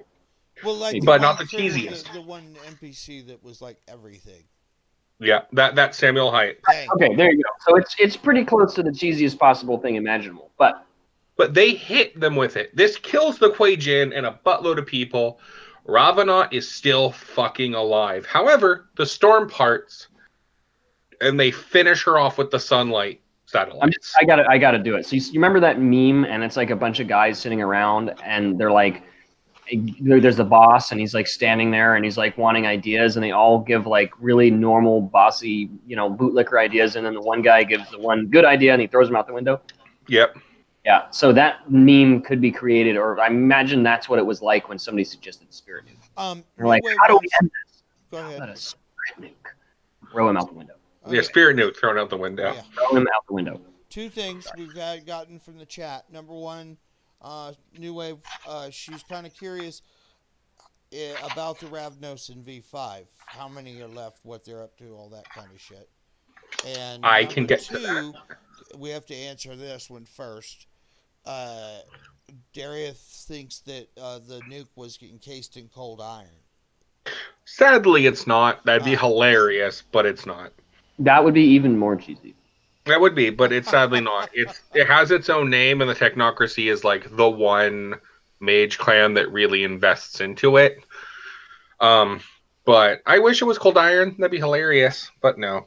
So I just feel like Spirit Nuke is just so like, dude, is this the 50s? Is this Spirit Man and Atom Man are gonna come fight fucking Mothra, and we're gonna hit him with a Spirit Nuke? I'm just, oh my god. That's what happened. I'm just like, this is what happened. So then what ends up happening is the moment Ravana is dead, it is said in canon that the Ravanos turned on one another and they diablerized each other in a desperate attempt to stay alive. Now, how many are left, we don't know. White Wolf has never given us a number. However, the terminology has been used of a handful or two. So I gotta just because I'm interrupting douche. So I have this image of the Ravnos eating themselves. and not gobblerizing each other, but literally just eating their hands and feet and shit until they die. I would also like to point out to both my wonderful guests and co-hosts, and the folks in the chat, we have used the forbidden word how many times in the last 10 minutes? Sorry. No, it's fine. It's working. The new rig can handle it. So fuck you, technocracy. We got your shit dealt with. But yeah, I have a really haunting image of these like Ravnos just suddenly waking up in terror, just eating themselves, incapable of stopping themselves, and then just like. I like to think of that. That's what happens to a Nagaraja if they starve themselves. Yeah, I was thinking that too. I fucking hate that clan for that very reason. That like it's fine. Yeah, at least they say it right there when they introduce them that there's only a few of these things. Because yeah, how the fuck could there not be? They've got like eating a pound of flesh a day or whatever. It's too much. It's a pound of flesh for every point of vitae taken. So yeah, it's insanity. There's 10 pounds of flesh. Have you seen a 5-pound steak is like it's not a small amount of dude. I suggest watching the Gentleman Guides to Gaming guide to the Nagaraja, because it's disturbingly dark and gory, which is why I'm like, I think that was the real, because you can kind of make fun of them, but I think that's the real just realness of their clan is no, there has to be few of them because of the amount of death and gore they leave. And they have to be in a certain area. I always felt like the Nagaraja should have been Ebony Kingdom. Well, I think they're just as goofy as the Rokia. Oh God. Okay, so we're really off base here, but the Rokia and the Mokule are simply the dumbest fucking things in all of Werewolf. There is nothing dumber. It is the dumbest shit. No, whoever did that, that's dumb. Slap yourself. No, well, the weretrout, I don't think it exists. The were hummingbird is the one that everyone really. The weretrout are listed as part of the other changing breed. God damn it. But that's why the Guru killed them all. It was the Gorah that wiped them out. You know. I would have too. Oh, Jesus. But at any rate, so I think we've talked about all of the antediluvians, and we've been able to piece together how they fit into the canon, and I think that's the real capstone to looking at vampire canon, is that you really have to zoom in on a certain like events that mainly centered around the cities, the early cities, first city, second city, and some might call it the third city, which is just Carthage. And then there was the formation of the Camarilla and the Ghennna. And that's I mean, a bunch of shit that the antediluvians did. There's a lot of shit going on in the Dark Ages too. But War of Princes leads to whatever, but I'm... Okay, sorry, go ahead. Yeah, no, we've covered that, the burning.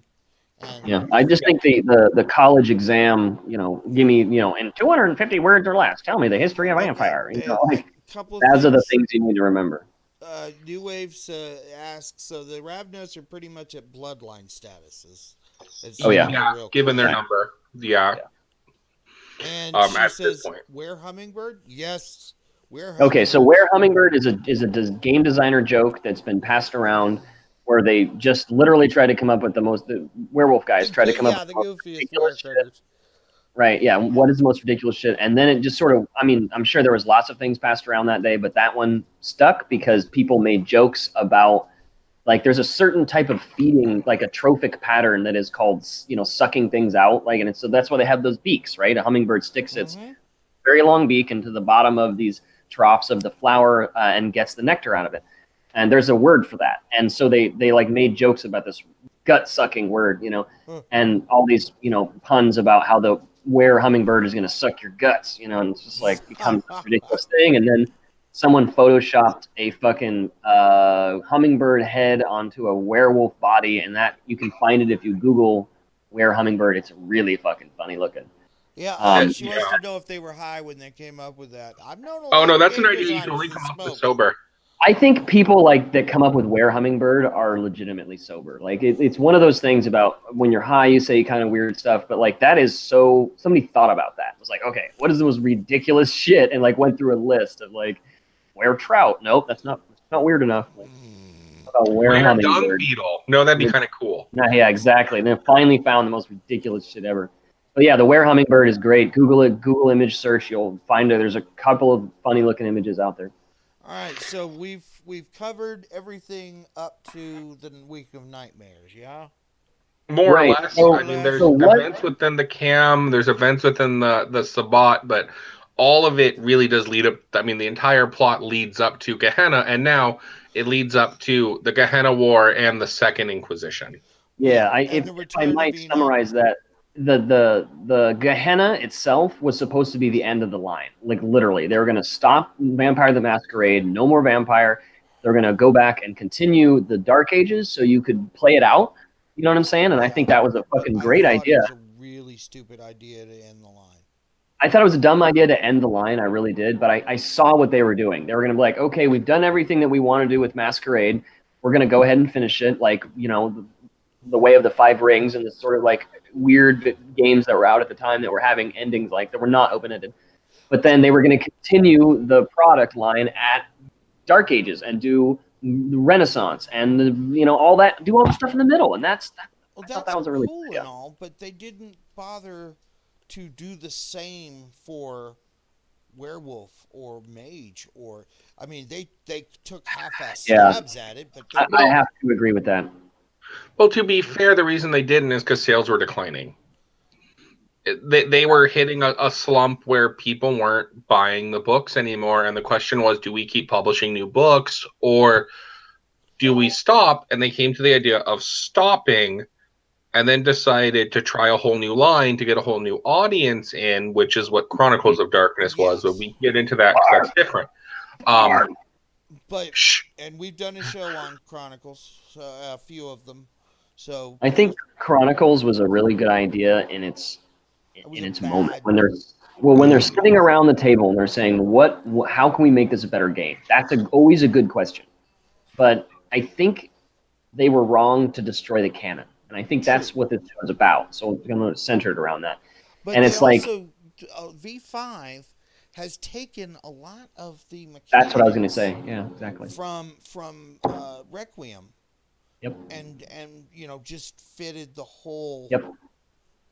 V5 is what they should have done with Requiem, in Yes, my opinion. I'm not but a this fan of was V5, also but they should have done that a long when time they ago. They should have decided to said, "Hey, end the we want line. Internet was still brand new, relatively to." speaking. Geez, I know.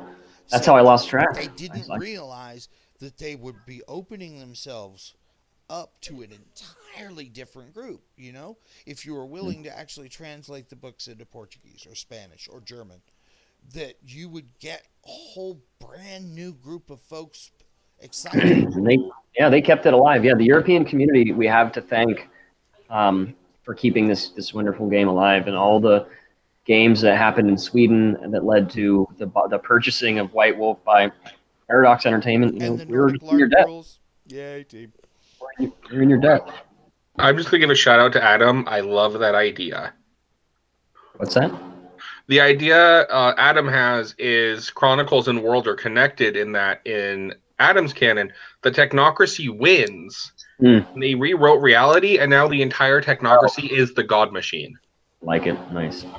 Yeah. Yeah, that Well, is so awesome. there's an interesting segue. Still talking about canon, right? Yep. So there's a crossover event. So okay, vampire and werewolf exist in the same universe. Okay, we all know that. Yep. It's questionable whether or not changelings in the same universe. I think it is, And but everybody loves Wraith, but nobody wants to play it. oh god, right? And that's another thing. I really don't like how the canon treated the Six Maelstrom, but No. the canon actually connects to a game line completely outside of outside of World of Darkness. Deadlands, the Weird West role playing game, which is basically zombies take over everything, and it's a sort of an alternate history. Things got a little weird after World War II, kind of Fallout 2 kind of weird stuff. At any rate, that world connects to the World of Darkness in this one novel through the Deep Umbra. And personally, I think it would be really interesting if Chronicles of Darkness connected, like the New World of Darkness connected with the Old World of Darkness, just for the frickin' Umbra. It's just like some mirror world.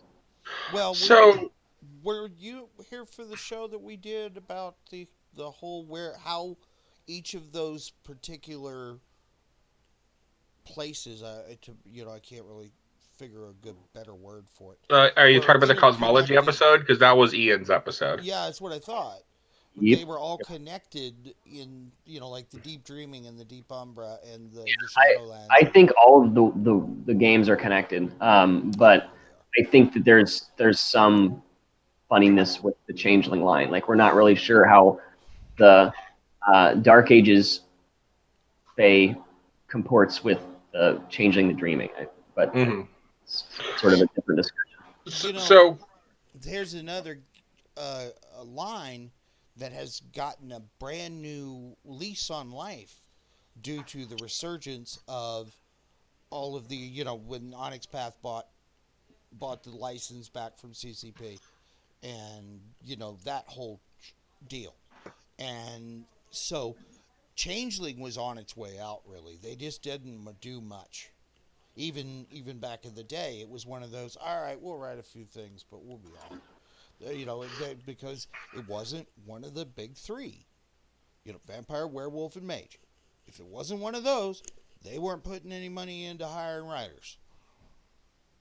At least not a lot of money.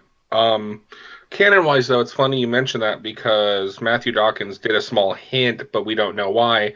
The Prince of Chicago is Prince Maxwell in both Requiem and Masquerade. And Onyx Path and White Wolf won't say why. Yeah, fair enough. But he's a trans-dimensional NPC that links the two worlds. Yeah, that's cool. Yeah, see, that's and going back, I think Chronicles of Darkness could have been my thing. I could have loved it if I would have seen it first, but I didn't.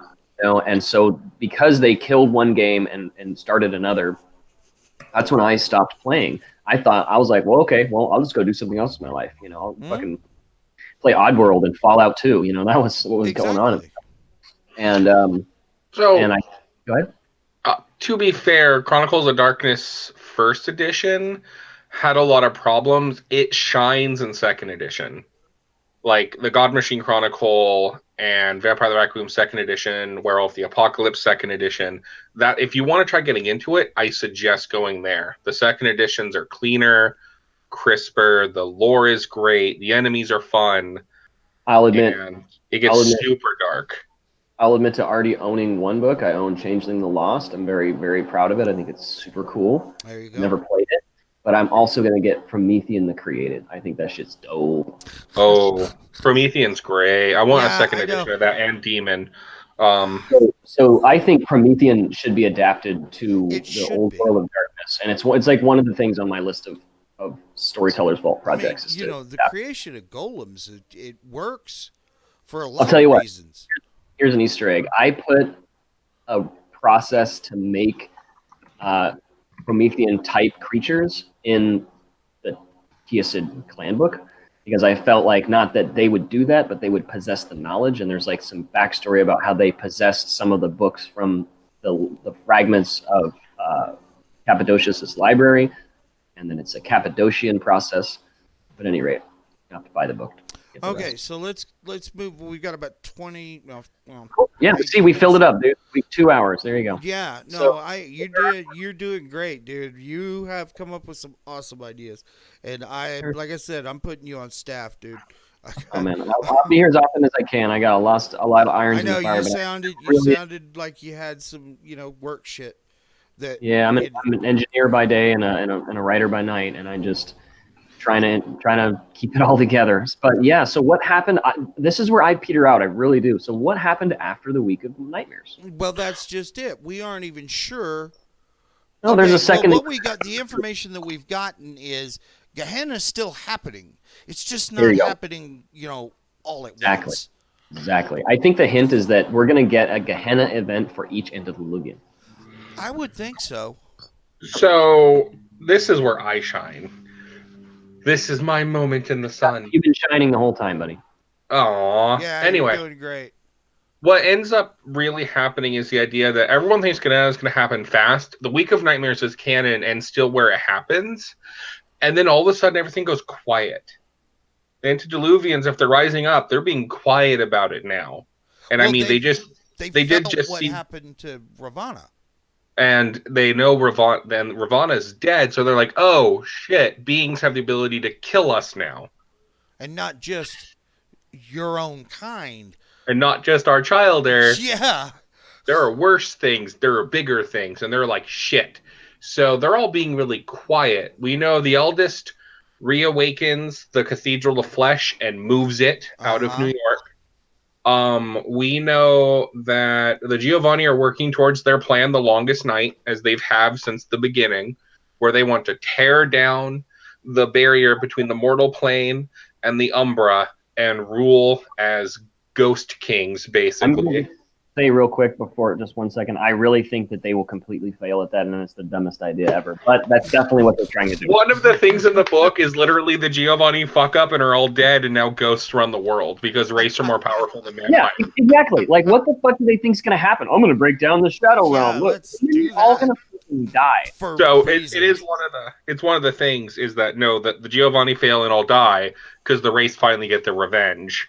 But the other ones is they actually find a spell that allows them to chain all spirits, and then they just unleash them upon everyone else. Oh, that would. Yeah, I'm playing a necromancer in one of my games right now, and my character's ultimate goal, nobody knows, just written on his characters. Hopefully, none of my fellow players are listening to this podcast. But his idea is to put a spirit in a control rod of a nuclear power plant, and then make it go like convince the spirit to go nuts, and start and like really create a maelstrom like on Earth by melting down nuclear power plants in populated areas. Well, the Wraith know that these maelstroms are directly we as humans are directly responsible for them. Right. So real quick, the maelstroms are storms in the Shadowlands that occur when lots of people die or really catastrophic spiritual events happen. There's been 6 of them. The 6th one happened during the Week of Nightmares. Yep. One of them happened during the Holocaust, stuff like that. The Holocaust, the dropping of the bomb, the dropping of the first bomb in Hiroshima. What was the other one? The first maelstrom. Hold up. Right. So that's Wraith Canon, but it totally lines up with Vampire Canon. I always thought, like we were saying earlier, the Werewolf Canon doesn't really, and the Mage Canon doesn't really end in the Week of Nightmares. It's just kind of this odd, like, okay, we're just going to stop these things now. Okay. But the Wraith did. Wraith, they were like, okay, Shadowlands is all fucking Tempest now. Yeah. And I thought that was really dumb. Okay, there's hints that it's not anymore, but it's fucked up, but we don't know the state of it. Yeah, that's the thing that makes sense. We destroyed Stygia or whatever, but there's still tons of other kingdoms. But the first Great Maelstrom was the fall of Rome. The second Great Maelstrom was the Black Plague. The third Great Maelstrom was the conquest of Americas. Fourth Great Maelstrom was World War I and the Spanish flu epidemic. Gotcha. Fifth Great Maelstrom was World War II. Sixth Great Maelstrom was the Week of Nightmares. Yeah. Okay, yeah, there you go. That's all 6. And that was triggered by the spirit nukes that that was the only one that wasn't triggered by mass human death, right? Yeah, pretty much. Yeah, that was the one that was magic created. So basically the idea of Gehenna is there's not one, there's multiple Gehennas, and it's a cycle. Right. Basically, there have been portents of the end of the world, or people have attempted to end the world before, and they've always been stopped. So the idea is Gehenna, no matter what its form, can be stopped. It's just a question of how do you stop them. And if you buy the book, you can stop Gehenna too. Right? Salat has a plan for Gehenna, where he becomes some people speculate he wants to become the Wanquay Demon King who takes over the world and stops the cycles and basically take over the world that way. Yeah, interesting. And is being reborn through Tremere's wormy body. So I want him to be killed by the ferryman. Well, we don't actually know what happened to Salat because the Tremere's main chantry got fucking airstrike droned and then burnt to the ground with flamethrowers. Yeah, the not cheesy at all. Just a public warning that wasn't cheesy. So where we are in the canon right now. As far as Charon, we know that he walked into the labyrinth. That's all we know. Yep. What we do know right now is, of course, this thing in the Shadowlands that is like really nasty, and it's where Malthus is, right? That's why he walked in there to go fight him, essentially. And it was under the crack from the 5th Great Maelstrom was what opened up the labyrinth. Right. So I had just Stygia. pitched an idea with some of my Storytellers Vault buddies, and I was like, because Wraith is open now. And I was like, okay, so who's going to do Wraith the Dark Ages? Because Wraith is one of the few lines that didn't get a Dark Ages treatment. Yeah. And so now there's a group of us that are getting together to write Wraith the Dark Ages. Hopefully it'll be out. Way cool, dude. Yeah. It's going to be really cool. And it's going to come out. You get to play out the first Great Maelstrom. Cool. That's what I'm saying. So I think there's like a whole thing getting ready. Like as soon as we have the setting there, then we can start making like city books of the fucking of Malthus and the Labyrinth and like, oh my god, the Ebony Kingdom and the Jade this is Kingdom. gonna get so bad. Other kingdoms, dude, the kingdom of fucking random fucking Gallic tribes. Yeah. Oh, dude, this shit's gonna be so cool. Yeah, I always thought that Asgard could also be. I personally feel like Wraith the Dark Age, now we're really off, but Wraith the Dark Ages could kind of be like Dungeons and Dragons-y kind of thing, where you've got different kingdoms in the Shadowlands fighting each other. Adam says he'd like to see a Wraith Rome. Yeah, you will see it, guaranteed. As soon as we hammer out Wraith the Dark Ages, then all the other writers are going to see that, and they're going to be like, oh, I'm going to do all kinds. And Wraith Cairo has already been, people want to see the Egyptians. So. Yeah, exactly. But then you've got a crossover between. What do they call them? Necropolis. They don't call them city books. They call them Necropolis books, right? Necropolis Atlanta and Necropolis Cairo, right? So Necropolis Cairo was the one that was pitched right away. I just love the whole line. I do that. Very interesting game. Yeah, it is. Up until we started doing this show, I thought that Wraith had the most depressing storyline. Nope, it's Changeling. Personally, I was originally attracted when I first picked up the Vampire the Masquerade 2nd edition core book in like 1996. My friend handed me, oh, look at this book. You get to play bad guys. And I was like, oh, yeah, that's cool. It was the art that jumped at me right away. And I was just hooked. I mean, I had to own this book. Even if I was never going to play this shit, I was like, this is so cool, man. I'm fucking 10 years old or however old I was, and that was the coolest thing I ever. I've tried to get Leif Jones on the show. Oh, Leif? Yeah. And I actually from the same town, interestingly enough. I would love to get some of the artists in. Yeah, so Leif's never played any of the games. What? No, he swears up and down. He has never played any of the games he's done artwork for. That makes sense. I don't think Larry McDougal or any of those guys have played either. But at any rate, what was I saying? You mentioned Leif. We're in the last 10 minutes, so we can just talk random shit at this point. Yeah. Well, at any rate, whatever I was saying, it was something I forget. No, we call this the wind down at the end of the That's show. true. It's just we can just throw random shit out there. The one thing I did want to bring up though is the birth of the Second Inquisition, which I find very fascinating and topical. Right. Oh yeah. Yeah. So, birth of the Second Inquisition is the only canonical thing I think that's happened after the Week of Nightmares, right? Yeah. Yep, it is canonical. The Second Inquisition, what we know of it, and what is pretty much decided canon, is the Camarilla caused it. They caused it because when all of the Sabbat went to the Middle East, the Camarilla were like, oh, this is a chance. Go kill those terrorists. Huh. And when certain government organizations murdered the vampires, they turned to dust.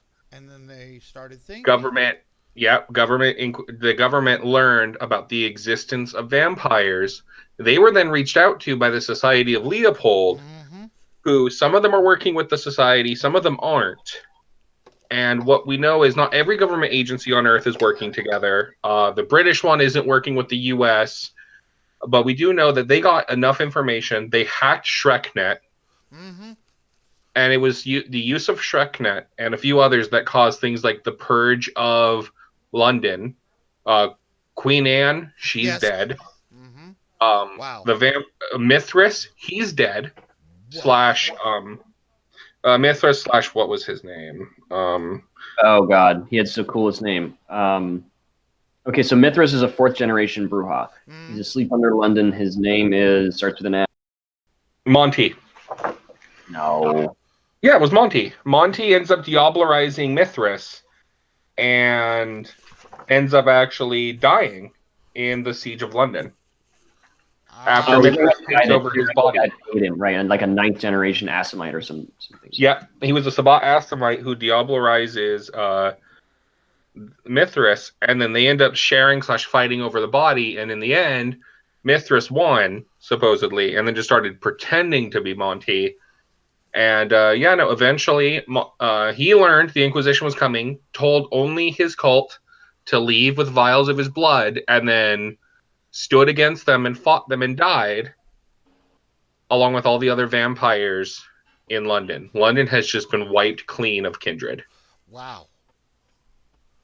Because, I mean, Londinium is one of the oldest human cities. Yep. And there were probably quite a few kindred there. Oh, yeah. 100 and 200 vampires, as I recall. The main chantry was taken out by airstrikes and Yeah, the Mother House. anti-terrorist teams. So we supposedly the circle is completely dead. Now, one As of the far as things House Tremere says, is they're gone. Yeah, that's what I was going to say. Is that one of the things about Tremere, the house, is what you just elaborated on. But when they destroyed the Mother House, it shut down the Mirror Gallery. Yep. Which was the access. You could go step through a portal in one chantry and wind up in another. And that's gone. And that resource has been destroyed. And that was usually the only reason. Like, okay, during the siege of Washington, D.C., during the Klan War, the only foothold that the Cam had left was the Tremere Chantry. And that was only because we could move, fighters in and out of that chantry from anywhere in the world. Yep. I always forget about that. Yeah, it was awesome. I thought, look, hey, man, in Magic, you got to go with it. That's why the werewolves are so crazy. They have moon bridges. So one thing I was going to mention, I think is really interesting. Then I kind of get off because I got work in the morning. We're coming up on the last 4 minutes.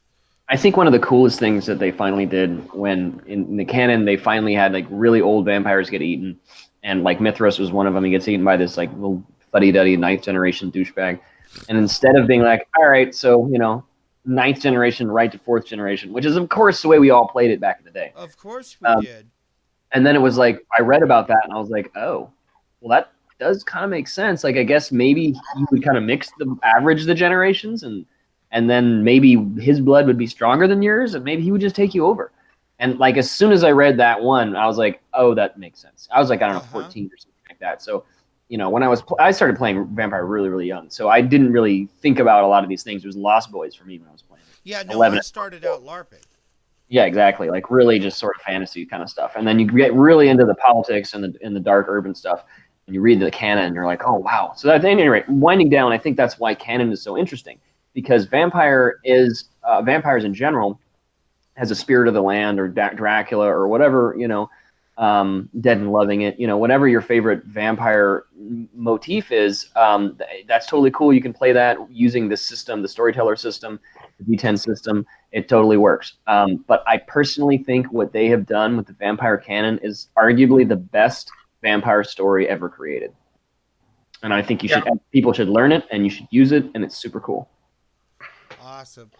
I want to thank the folks in the gallery tonight. You've had some really good comments and questions. So, and we will not be back in 2 weeks. Our next show will be on,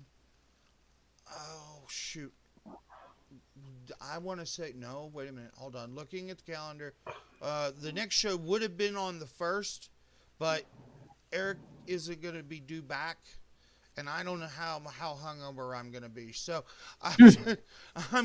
we're just going to go ahead and call the 1st right now. That's just, brandy eggnogs go a long way. We're not going to do that. So our next show will be the 15th of January. I will post the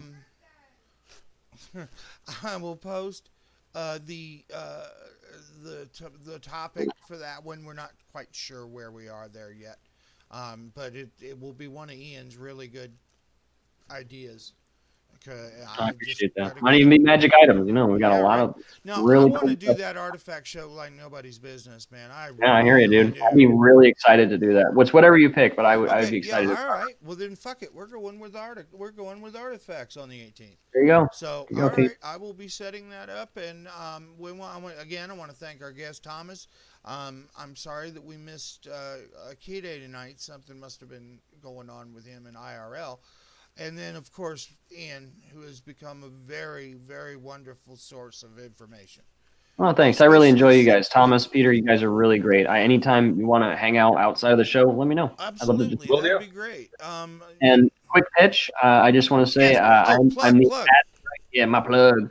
I am the administrator of the Facebook group World of Darkness Storytellers Only. It's about 400 people now. We only started it a few months ago, so it's about half the size of the Storytellers Vault already. I'm pretty impressed about that, or maybe whatever percentage. I Oh don't no, know. I think it's awesome. It's pretty big. I'm really excited about it. A lot of good discussions going on there.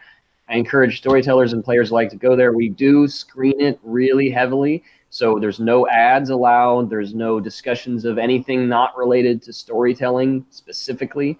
So don't be shy. Post what you want, but just so you know, it should be storyteller related, or we won't allow it. So, anyway, appreciate it, guys. Much love, and I can't wait to talk to you again. No shit.